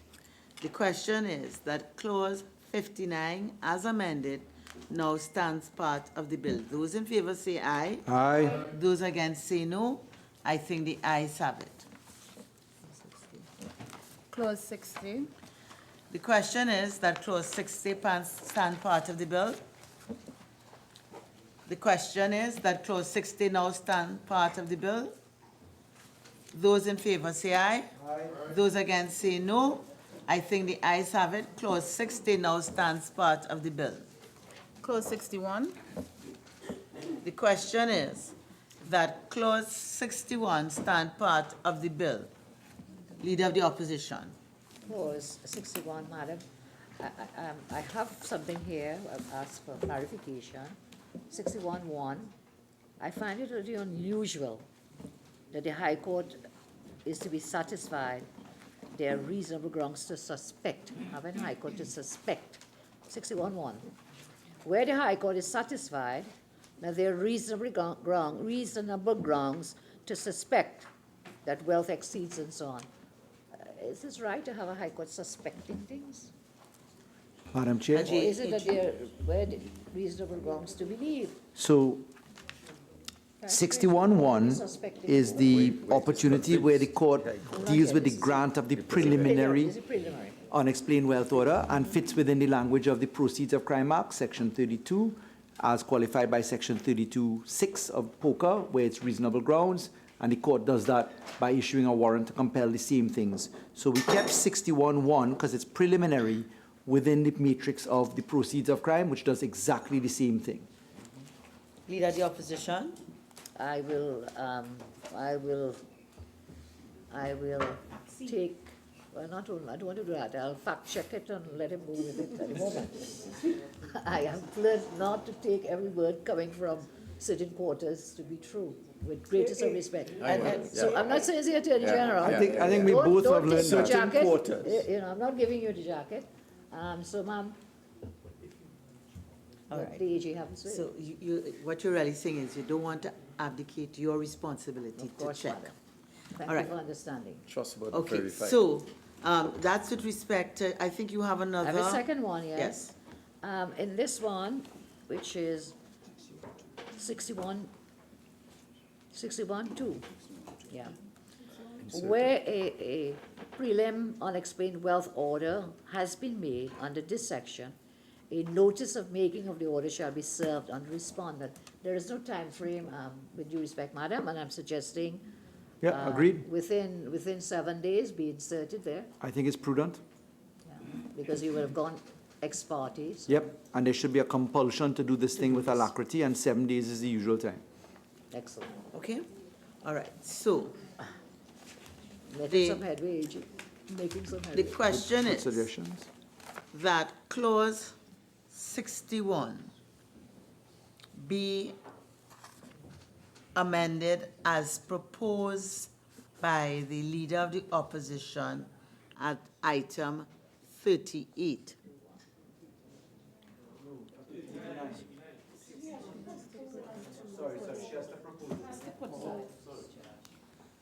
Okay? I know we must be Sorry all- for jumping the gun, We must Madam be Chair. all very tired. Okay? So the question is that clause 61 be amended as proposed by the Leader of the Opposition at item 38. Those in favor say aye. Those against say no. No. I think the noes have it. The question is that clause 61 be amended as proposed by the Leader of the Opposition at item 39. Those in favor say aye. Aye. Those against say no. I think the ayes have it. The question is that clause 61, as amended, now stand part of the bill. Those in favor say aye. Aye. Those against say no. I think the ayes have it. Clause 61 as amended now stands part of the bill. Clause 62. The question is, clause 62 stand part of the bill. Attorney General. In clause 62, we're correcting an error, which the Leader of the Opposition has also, at item 40 of her circulated amendment, spotted as well. And we're proposing that the word left be deleted and replaced with the word set. That's in 62(1). And then we're proposing in subclause 3 that we raise the bar as we had been doing before with others. So we would need to, in 3, where an application is made under this section, the respondent under 1 shall provide the chairman of the Board of Inland Revenue. Fine. What we need to do here is delete Customs and Excise Officer and instead insert the Controller of Customs and Excise. Customs and Same thing with Excise. police officer. Right, and then at police officer who made the application, well, we're fine there because that is the category that we've defined already, which is the commissioner of police with a delegatee no less than assistant superintendent. Okay. And might I call on the Leader of the Opposition? Yes, the AG's proposed amendments are in keeping with harmonizing wherever these words appear. We have no objection. And then we have both come up with the same amendment in 62(1). So we agree. We agree. Proceed. Okay, so you have 40, 41, 42, and 43. 41. You've agreed to 40. You have Siparia. agreed to 40. 41, yeah. Right. So You had asked agree to for 40, yeah. Yes. you had asked for or such longer period as the High Court may allow. We Yes. wanted to have it chained down to the 14 days to not keep this thing in the dance. So your amendment at 41 had proposed that we allow for an expansion of the 14 days for the inter partes hearing. In the event something happens, that you need more time. You also have the word may, the High Court may order. I think that should be shall order and not may. That's another amendment I have. Well, we had used may there just because of the committee between the legislature and the court. That we couldn't mandate them that they shall do something. It's up to them to do it. But this is where there's an unexplained wealth order is there. We could And put you're shall and saying- they'll read it as may, so it doesn't matter. Well, yes, but that's their discretion. How can you have an unexplained wealth order on a person and you don't have an So- happen to ex parte and you don't give them a chance? No, I agree with you. There's no way the order could be made in absentia. That's provided for. We went with the CPC's language that may is shall, and that's the way you do it. Effectively, the case law says that may is shall. It's one of these may and shall debates in Benyon and wherever else this appears that people with masters in legislative drafting seem to be masters of. Yeah, Jurity. Yeah. Privy Council decision on jurity. I mean, they would read it as may Get to that anyway. there. Okay, AG again, we fact check you. 62(3). Well, these are the things we've agreed to change the words again. For the customs, the police and controller. AG? Yeah. Okay. And that's it for clause 62, madam. Okay? So do you want, Madam Chair, if I may through you, to ask for the insertion or such longer period as the High Court may allow. That's 62.1, that's your item 41. Yes, but I think you did not agree. I wanted to keep them real tight. They can't be messing with people's property and not act instantly. If that is your intention, so be it. Okay. So be it. So, Just knowing how the courts operate, you know. let me ask, is it being withdrawn or we agree to disagree? So that I put clause, item 41. Agree to disagree. Okay, good, fine. So, honorable members, the question is that clause 62 Whole page. be amended as proposed by the leader of the opposition Delete the at word may items and word shall. 41, That alone. 42, items 41 and 42. Those in favor, say aye. Aye.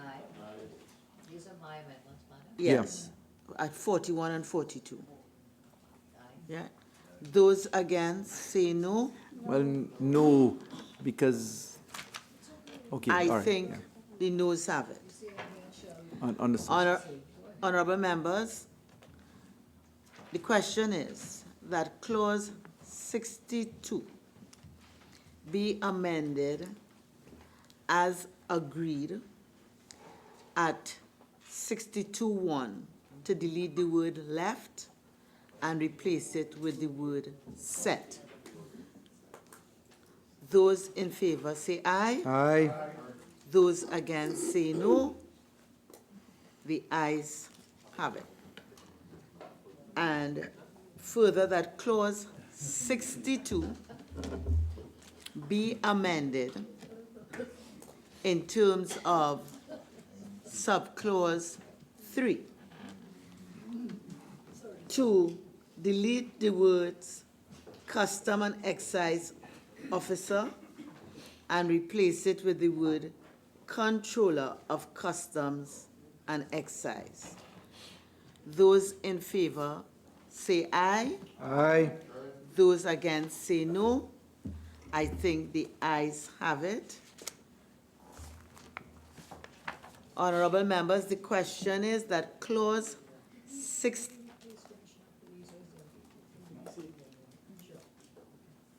Apologies, ma'am.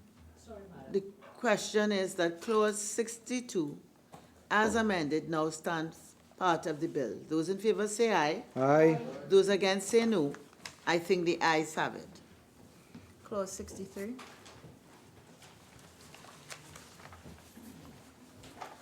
Can't we do 63? Yeah, okay. Clause 63. I could sell from us on this side, But- me and Shell. I'm sorry, Just you're let's not call there. it. Okay, Sorry. Sorry. The question is that clause 63 stand part of the bill. Leader of the opposition. I propose item 44, similar to what proposed before, to be deleted and shall. I propose it. I know the AG is not of that view. This is a shall. So I propose it, madam, for consideration. Attorney General. Madam Chair, Same the reason Minister of gave Finance, Aruka Maloney, and I, and the Leader of the Opposition all agree with shall, but the drafters are insisting to us that we have to use the word me. Okay, we'll check it, we'll fact check it. I mean, I personally have no objection to putting shall, but it would Okay, be. shall we move along then? All right. Well, So, Madam Chair, I could put shall. I mean, let's put shall and let them read it as may as opposed to the other way around. I have no objection. But then we'll have to go back. Yeah, so Madam Chair, could we revisit 62, to item 42 and put may as shall? After you do that, item 42. I know, item 42 of the Leader of All the right. Opposition. AG, you have 2.5 lawyers here. Between the three of you. 64, 63. all yes. right. So clause 63. The question is that clause 63 be amended as proposed by the Leader of the Opposition. Those in favor say aye. Aye. Those against say no. I think the ayes have it. The question is that clause 63 as amended, now stand part of the bill. Those in favor say aye. Aye. Those against say no. I think the ayes have it. Yes, they are. Well, I've seen the case law on durity. Clause 62 revisited. Clause 62 is revisited. 62. Yeah, put the mayor shall. they'll And they'll we read it just anyway. revisiting it for the purposes of item 42. No, it's the same logic with the two. It's the same principle. The question is, Yes, ma'am. the question is that clause 62 be amended as circulated by the leader of the opposition at item 42. Those in favor say aye. Those in favor say aye. The shall is finally going to. Those against say no. I think the ayes have it. The question is that clause 62, as amended, now stand part of the bill. Those in favor say aye. Those against say no. I think the ayes have it. Clause 64. The question is that clause 64 stand part of the bill. Leader of the opposition. Item 45, clause 64.1. Honorable Attorney General, this is just a simple grammatical something, if you can look at it quickly. The applicant may, instead of the words applicant may, the words within 90 days of the making of an order under 61. Again, putting in some time frames. 64.1. Attorney General. Well, Madam Chair, we both have amendments to clause 65. No, we're at 64, We're at 64. But I We're apologize. at 64. We are had item 45 45 of on the my list list. circulated by the leader of the opposition. Instead after the words, the applicant may. 64. The applicant may apply to the He High said Court. he wanted to keep it One time, unexplained make sure wealth they do it, so shall is Iran. The applicant may apply to court for unexplained wealth order. An agreement under that shall be accompanied by affidavit, document support. Attorney General. I'm just looking at it, Madam Chair, because it changes the concept. So I didn't quite see it as grammatical, so I'm sorry, it was the other clauses I wanted. I Yeah. apologize then. I So apologize too. insert after the words, the applicant may, within 90 days of making, 90 days of the making a of an section order under 61 61. order, a 61 order. So 61 would be. High Court 61 is a satisfied. preliminary unexplained wealth order. The applicant may. The applicant may apply to the High Court for an unexplained wealth order. So I see, so putting a time limit for them to do Yes. that Yes, for 3 months. yeah.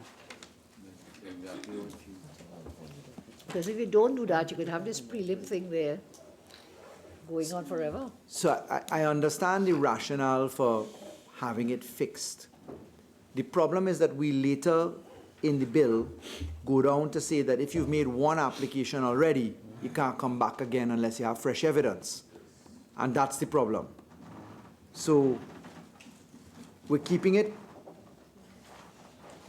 sequestered. There's no publication because we've sealed it. The unexplained wealth order is just saying, look, somebody has to come and give that explanation. It has not yet been given. Insofar as the bill proposes that it would be an abuse of process to do this a second time, as we get later down in the bill, we'll see that.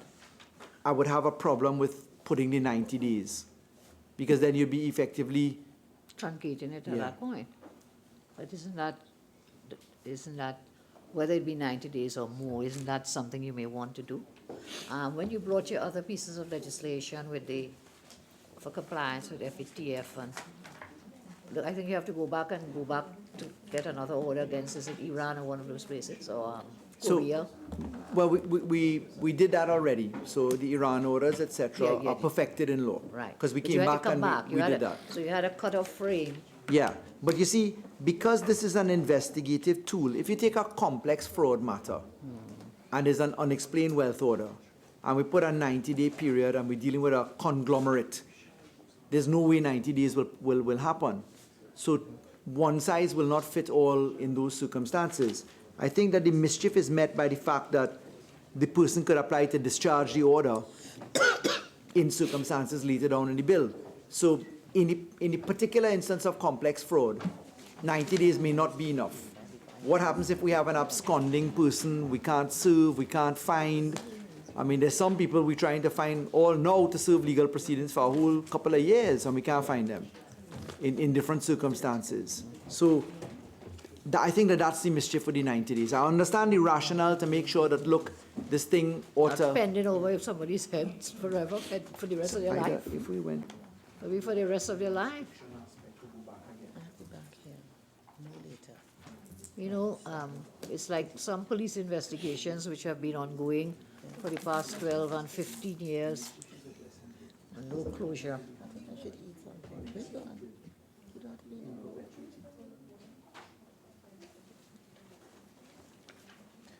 Proposing a new clause, same thing I'll 90 days from breaking of the order. Where is it? Where? So it's not hanging over your head in 64. Yeah, uncertain. I give it more, same reason I'll We're not able to make an order under that within 90 days from making the order on 61. I shall stand this yet. AG, may I through Madam Chair, may I also ask you to look at what I'm proposing under my item 46? Because they're kind of linked. Okay, fine. Yeah.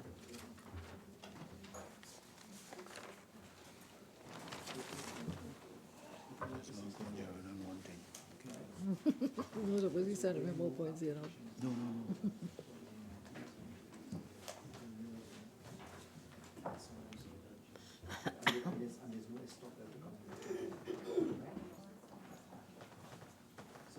Madam Chair, I understand the mischief that is being pointed out. This is somebody having a preliminary unexplained wealth order in perpetuity hanging over their head. Yeah. And putting upon the state an obligation to act, decide if it's acting or not. The mischief that the Minister of Finance is pointing out, and as I did already in the complex fraud matters, is to say these things may take time. The limitation on coming back again is actually in a different part. I was mistaken when I referred to that. There is no limitation here in the preliminary explained wealth orders. So the item 46 as proposed by the Leader of the Opposition is actually quite an interesting one, where no application is made within 90 days from the making of an order, and we could say, or such period as the court may extend. Sure, sure. Sure, you can compromise it in that manner.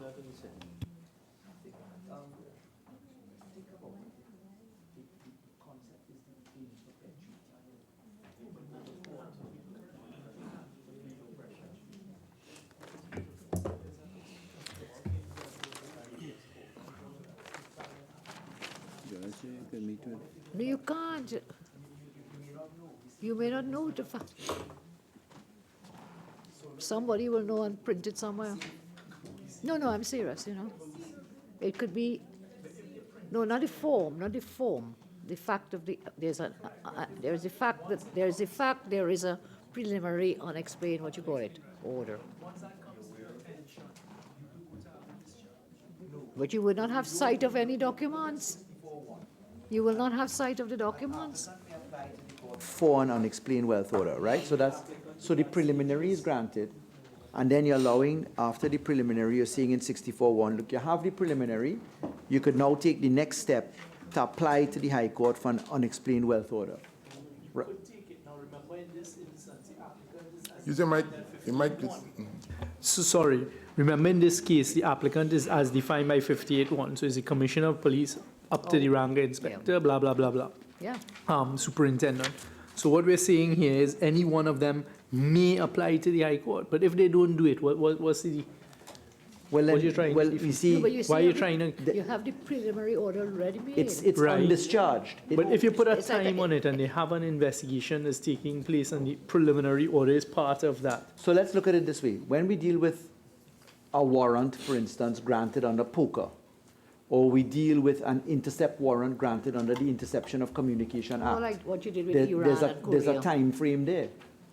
So insofar as this is a fair intrusion, No, but look at 62.1, where the High Court makes a preliminary unexplained wealth order under 61. The respondent may, within 28 days of notice of the order under that, apply to the High Court for it to be. So what you all are saying is you get an order, you never serve it, you never give notice, so it's just, but what was the benefit of that? The only way the order bites is when you've served it on somebody for them now to provide the information, the declaration. I will go further, AG.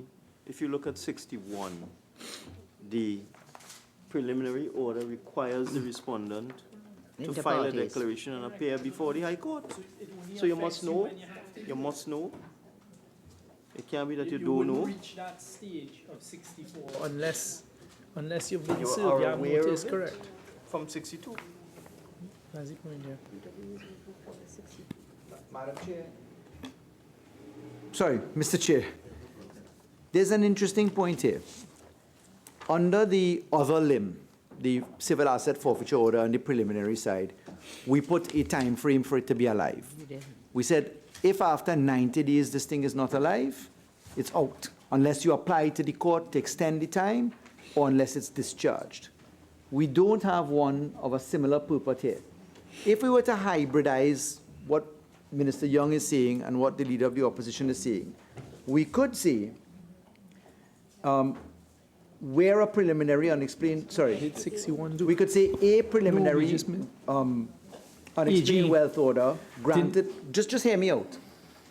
A preliminary unexplained wealth order granted under section 61 expires 90 days after the date on which, hold on, But AG is superfluous, you know. If you look at 61.2, let me at least finish the point. So what I'm saying is, where that was made, unless an application for an unexplained wealth order is made under section 64 to extend it, or it is revoked under 62. So I follow from the 62,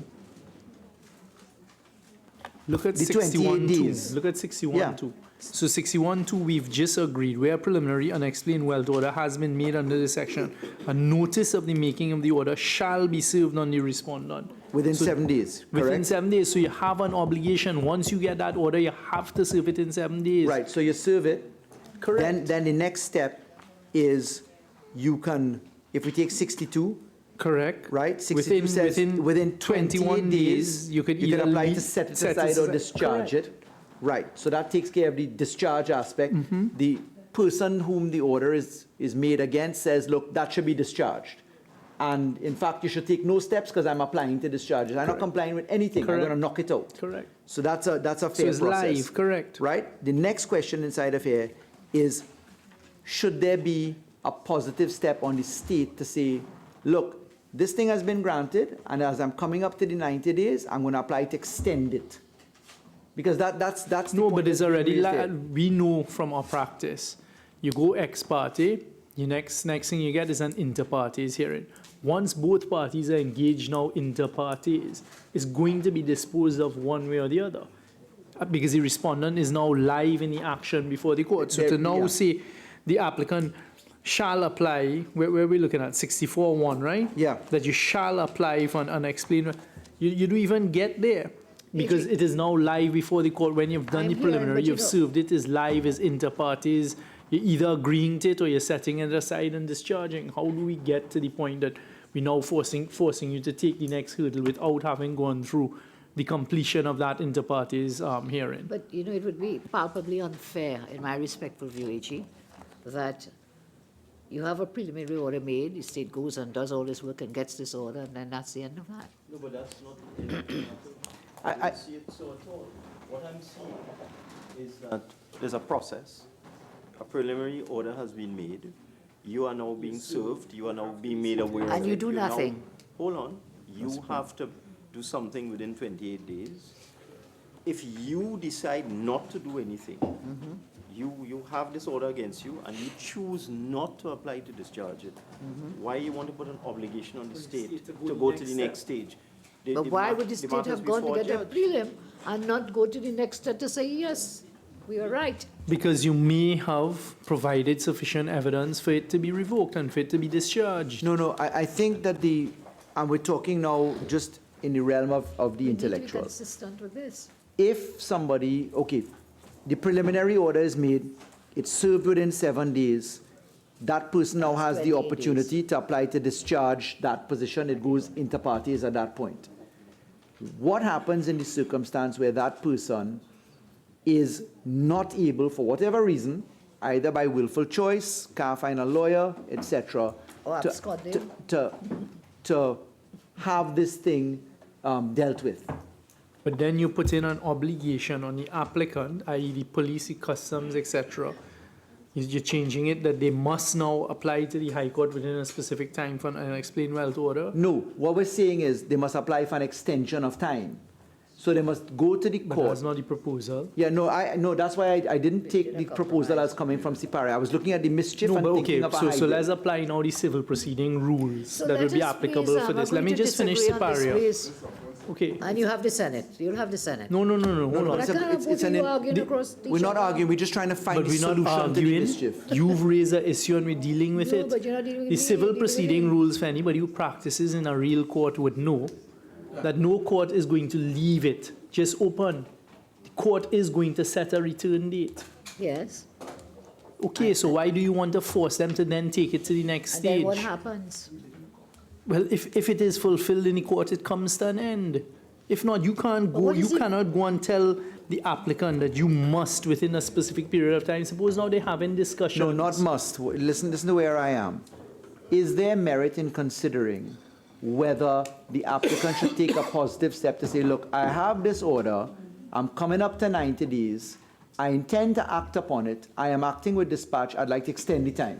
Yes, but suppose the court has not yet settled the inter partes matter. No, if the inter partes happens, there's no issue there because it's going on inter partes. That's right.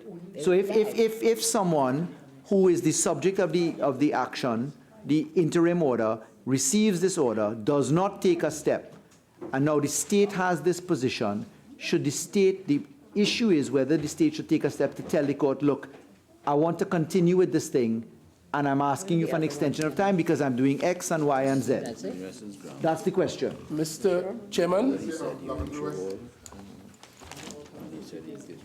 I gather from conversation with a couple of our colleagues, and I would like to suggest, since, you know, the evening is wearing on, if we can 65. have a short break, refresh ourselves, and we can continue our deliberations on this particular point. Can I ask kindly that you consider a 5-minute or 10-minute? For Lavendale West, not at this time. Yes, No. AG. Yeah, Mr. Chair, what I'd Thank like you. to ask, if it's okay, I'm going to ask the drafters to come up with a suitable wording, if we could come back to this particular item, because I think that there is merit in asking the state to justify why it should be extended if no step has been taken within 90 days. I think there is merit in that approach. I appreciate your attempt at a compromise. It seems your colleagues are very No, against. Minister Young and I are on the same page. Oh, Take okay. a okay. step within No, I the thought 90 you were, days. Cross purpose. Yeah, no, this Fine, is okay. we flesh out our ideas in sometimes a In robust public, way. in public, No, yes. this is not public. This This is is in law. public parliament. Yeah, but this is law we're treating within a committee of the whole, which is why we like the committee of the whole. Please move on. Okay, so Thank you, sir. can we, Mr. Chair, Superior, come back to that? Okay, so we'll put up in there and then we'll come Wait, back come to back it. to clause, which was it, 64? Right, Yeah, so yeah. clause 64 will be revisited. Can I also ask you to ask? Superior? I'm sorry, sir.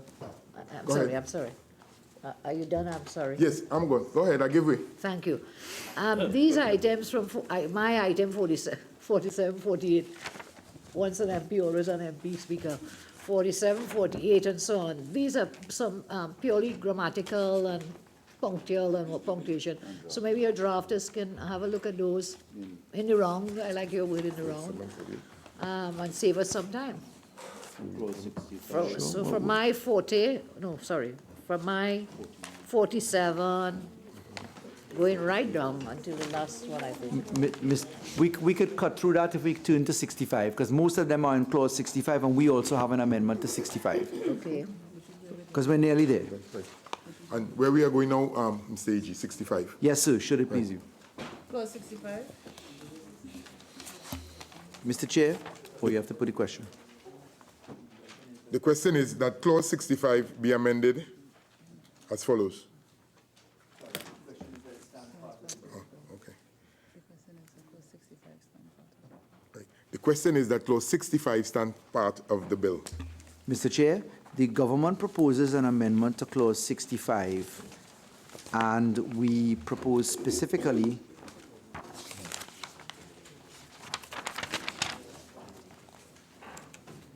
that, if I just get 65 here. Clause 65 deals with the grant of the unexplained wealth order. And what we have spotted in 65 firstly requires an amendment to 65(1). We're proposing that clause 65(1) be expanded to add in certain words. So 65(1) we're proposing to introduce the words "and evidence provided." 65(1) would therefore read, where the High Court has made a preliminary unexplained wealth order which had not been revoked in relation to a respondent and on the basis of the affidavit and documents submitted and evidence provided. It would have been dangerous to just go on the written documentation. They may have provided evidence other than by way of the affidavit evidence, and therefore we wanted to add in "and evidence provided." We then went further to introduce again the concept of a threshold. And the court, on the basis of affidavit and documents submitted and on evidence provided, must be satisfied that, firstly, on a balance of probabilities, that any part of the wealth of the respondent was not lawfully obtained or held. B, we propose the insertion of the total wealth of the defendant is over $500,000, or we then continue with C, particular property is held by and subject to the effective control of the respondent. So we then go further, Mr. Chair, to amend subclause 5. When considering the issues under subsection 1, the High Court may have regard to information not included in the preliminary wealth order and any evidence provided subsequently, because the defendant may very well be coming to court in the application to discharge and provide evidence that ought to be considered. In subclause 7, we're proposing that we bump up the Customs and Excise officer straight up to the Controller of Customs. The reference to the police officer, because it's tied to 58(1), is the Commissioner of Police in the manner we've circumscribed that. Similarly, in subsection 9, again, we amend Customs and Excise officer to the Controller of Customs and Excise. Those would be the amendments we propose and the reasons why. So in a nutshell, it is to put in a threshold to allow for the whole of the evidence to be considered and not just documentary evidence on the affidavit, because the court would have a duty to consider all the evidence. And as improvement to what has been there, Honorable AG, I don't have any objections to that. I don't know if any of my colleagues, but that definitely improves the situation. Mr. Chair, if I could just say that in the list as is circulated in capital C, in the government's circulated list, where we come to the last line of it, you'll see B, the total wealth of the defendant, that should be respondent.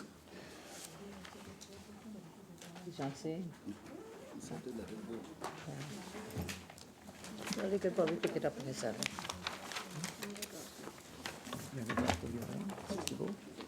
I'm done. We had a good run. MP for Superior, you have? Okay, her mic is on.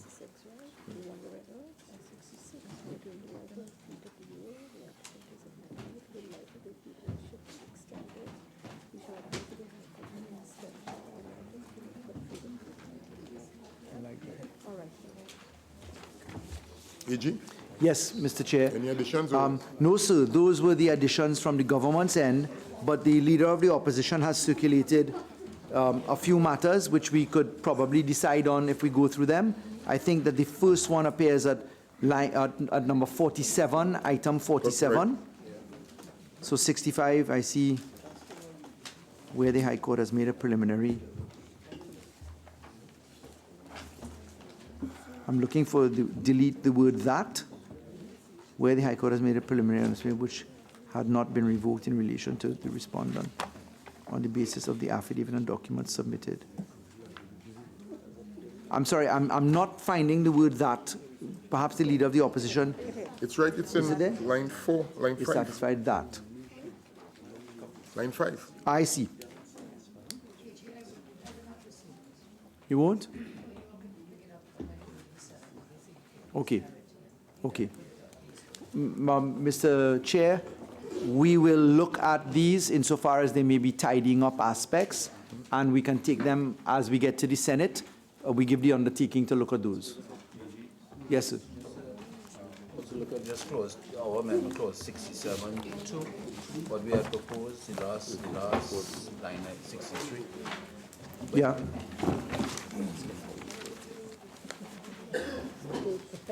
I don't think we came to 67 yet. Close, we're on 65. Okay? So, Mr. Chair, are you going to put the question as to our amendments? As amended. Yeah. Which one? Which clause?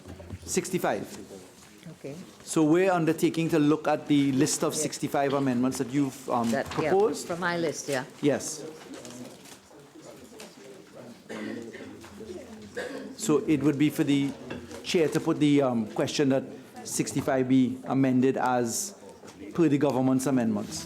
That's for 65, yes. And with the undertaking that you would look into Yes. the opposition. Yes, in the Senate, we're going to look at that. 67, would you kindly, we need a little more time for the drafters to look at it. I was waiting for him to just come to 67, but yes.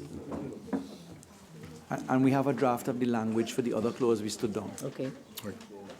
Okay, G? Yes, sir. Mr. Parrier, okay with that? Nice. The question is that clause 65 be amended as circulated and agreed as mentioned by the AG. Those in favor say aye. Aye. Those against say no. I think the ayes have it. The question is that clause 65 as amended now stand part of the bill. Those in favor say aye. Aye. Those against say no. I think the ayes have it. Clause 66. Clause 66. The question is that clause 66 stand part of the bill. I have no amendment. The question is that clause 66 now stand part of the bill. Those in favor say aye. Aye. Those against say no. I think the ayes have it. Clause 66 now stands part of the bill. Clause 67. Clause 67. The question is that clause 67 stand part of the bill.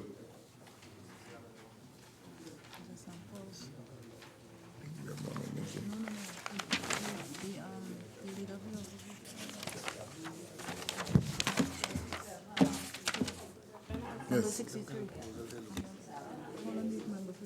Yeah, member for Siparia. An amendment here, but I will be happy AG. to receive. AG, excuse, yeah. I'll be happy to Siparia is on the receive floor. an undertaking that Yes. the AG and his team will look at it before they go into the Senate. Yes. We'll need a little time to consider it, please. So I will not move that amendment at this point. You actually saying thanks?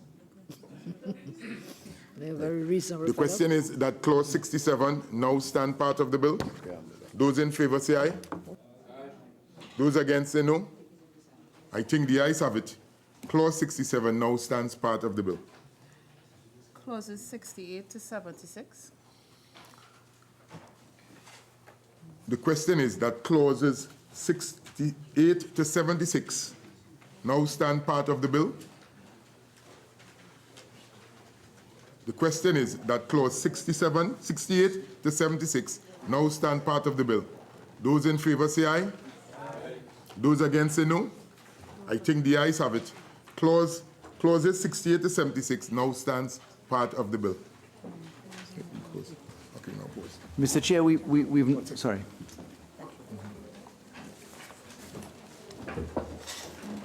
Madam Chair, there was one clause that we stood down, which we don't have a position yet to harmonize. We got what was raised by the Leader of the Opposition, but we're not in a position to treat with that recommendation right now for a number of reasons. That was the clause 64 and the 90-day extension because, as you've seen, we have to decide some issues. So I don't know if the leader of the opposition will just, we're going to look at it, certainly, but I don't have a position on it yet. So, is it AG, you want me to put the question to 64? Yes. So you revisiting it? Okay, so Clause 64 revisited. the question is that clause 64 stand part of the bill? That's the clause that the matter is not resolved yet. So what are we putting? We put in the clause as is. As is?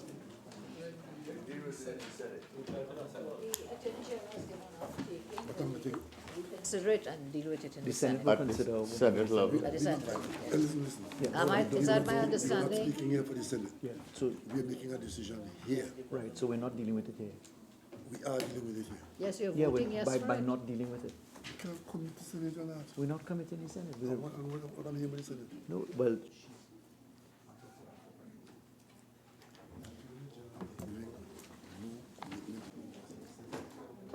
Might as well have the House on the birthday and again, you know. Let the lawyer do his work. We can't do that. You will vote and pass it today. Yes, that's what he's doing. That's what he's doing. The question is that clause 64 now stand part of the bill. Those in favor say aye. Aye. Those against say no. I think the ayes have it. Clause 64 now stands part of the bill. Schedules 1 to 3. The question is that schedules 1 to 3 stand part of the bill. The question is that schedules 1 to 3 now stand part of the bill. Those in favor say aye. Aye. Those against say no. I think the ayes have it. Schedules 1 to 3 now stand part of the bill.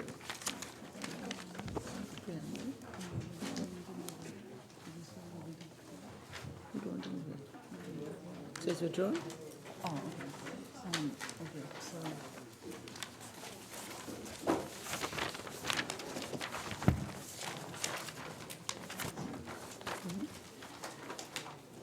Insertion of a preamble. The question is that a preamble be inserted into the bill. This is an amendment proposed by the Leader of the Opposition. Leader of the Opposition. Madam Chair, I am prepared to forego moving that amendment, but we leave it up to our members in the Senate to deal with it, because I'm sure it will need quite some on the floor from them and discussion. So it's withdrawn? Yes. Yes? Okay.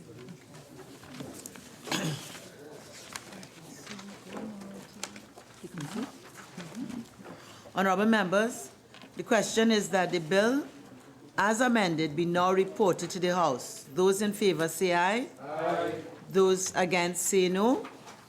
I think the ayes have it. This committee meeting is now adjourned. The House will resume. Should do the proceeding. Yeah. You finish?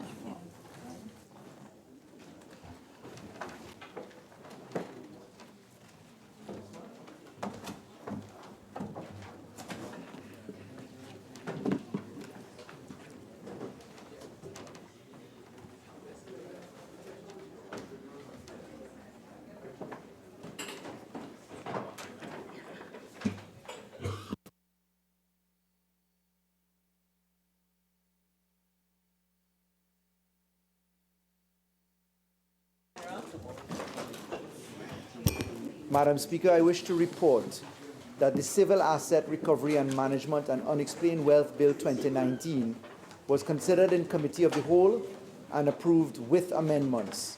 I now beg to move that the House agree with the committee's report.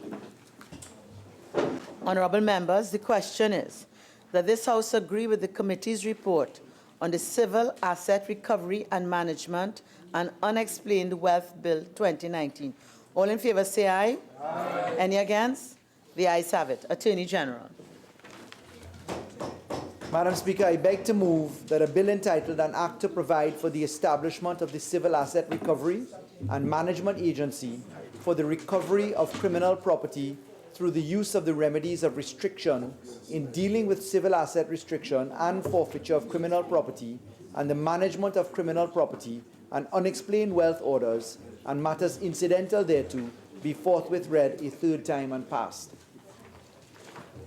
Honorable members, the question is that a bill entitled An Act to Provide for the Establishment of the Civil Asset Recovery and Management Agency for the Recovery of Criminal Property through the use of remedies of restrictions in dealings with civil asset restriction and forfeiture of criminal property and the management of criminal property and unexplained wealth orders and matters incidental thereto be forthwith read a third time and passed.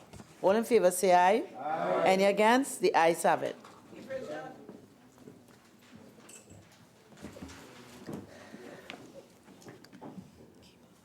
Mr. Alwari? Aye. Dr. Rowley? Aye.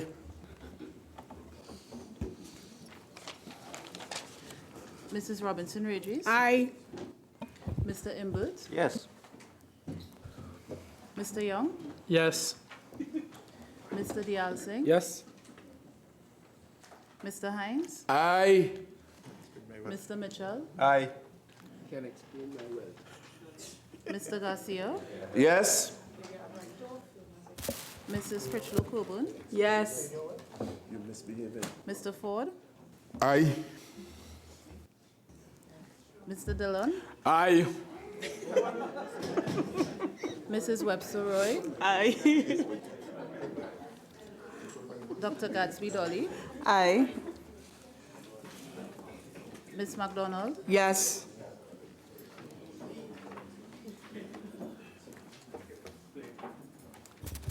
Dr. Francis? Yes.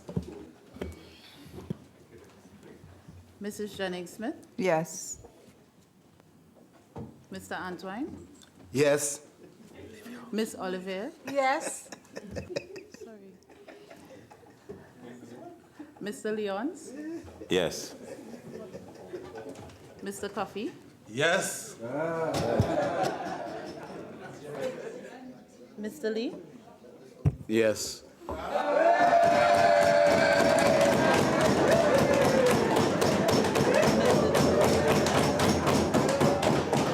Mrs. Prasad B. Sessa? I say aye, given the compromises made by the. It is a much improved bill. Thank you. Mr. Charles? Yes. Dr. Rambachan? Yes. Mr. Karen? Yes. Dr. Tiwari? Yes. Mrs. Nualu Hussain? Yes. Mrs. Guiding Gopi Singh? Yes. Mr. Indar Singh? Yes.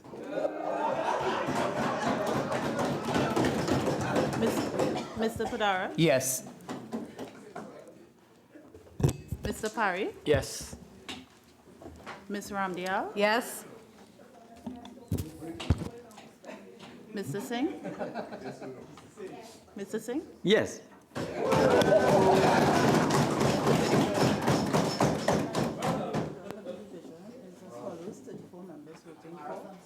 No members voting against, and there were no abstentions.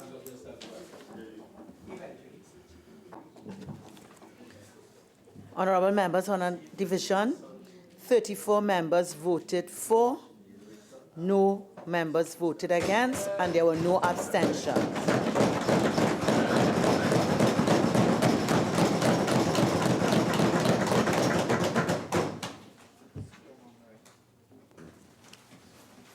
A bill entitled An Act to Provide for the Establishment of the Civil Asset Recovery and Management Agency for the Recovery of Criminal Property through the use of the remedies of restriction in dealings with civil assets restriction and forfeiture of criminal property, and the management of criminal property and unexplained wealth orders and matters incidental thereto. Leader of the House. Thank you very kindly. Madam Speaker, I beg to move that the House be now adjourned to a date to be fixed. Honorable members, the question is that this House do now adjourn to a date to be fixed. All in favor say aye. Aye. Any against? The ayes have it. This House is now adjourned to a date to be fixed.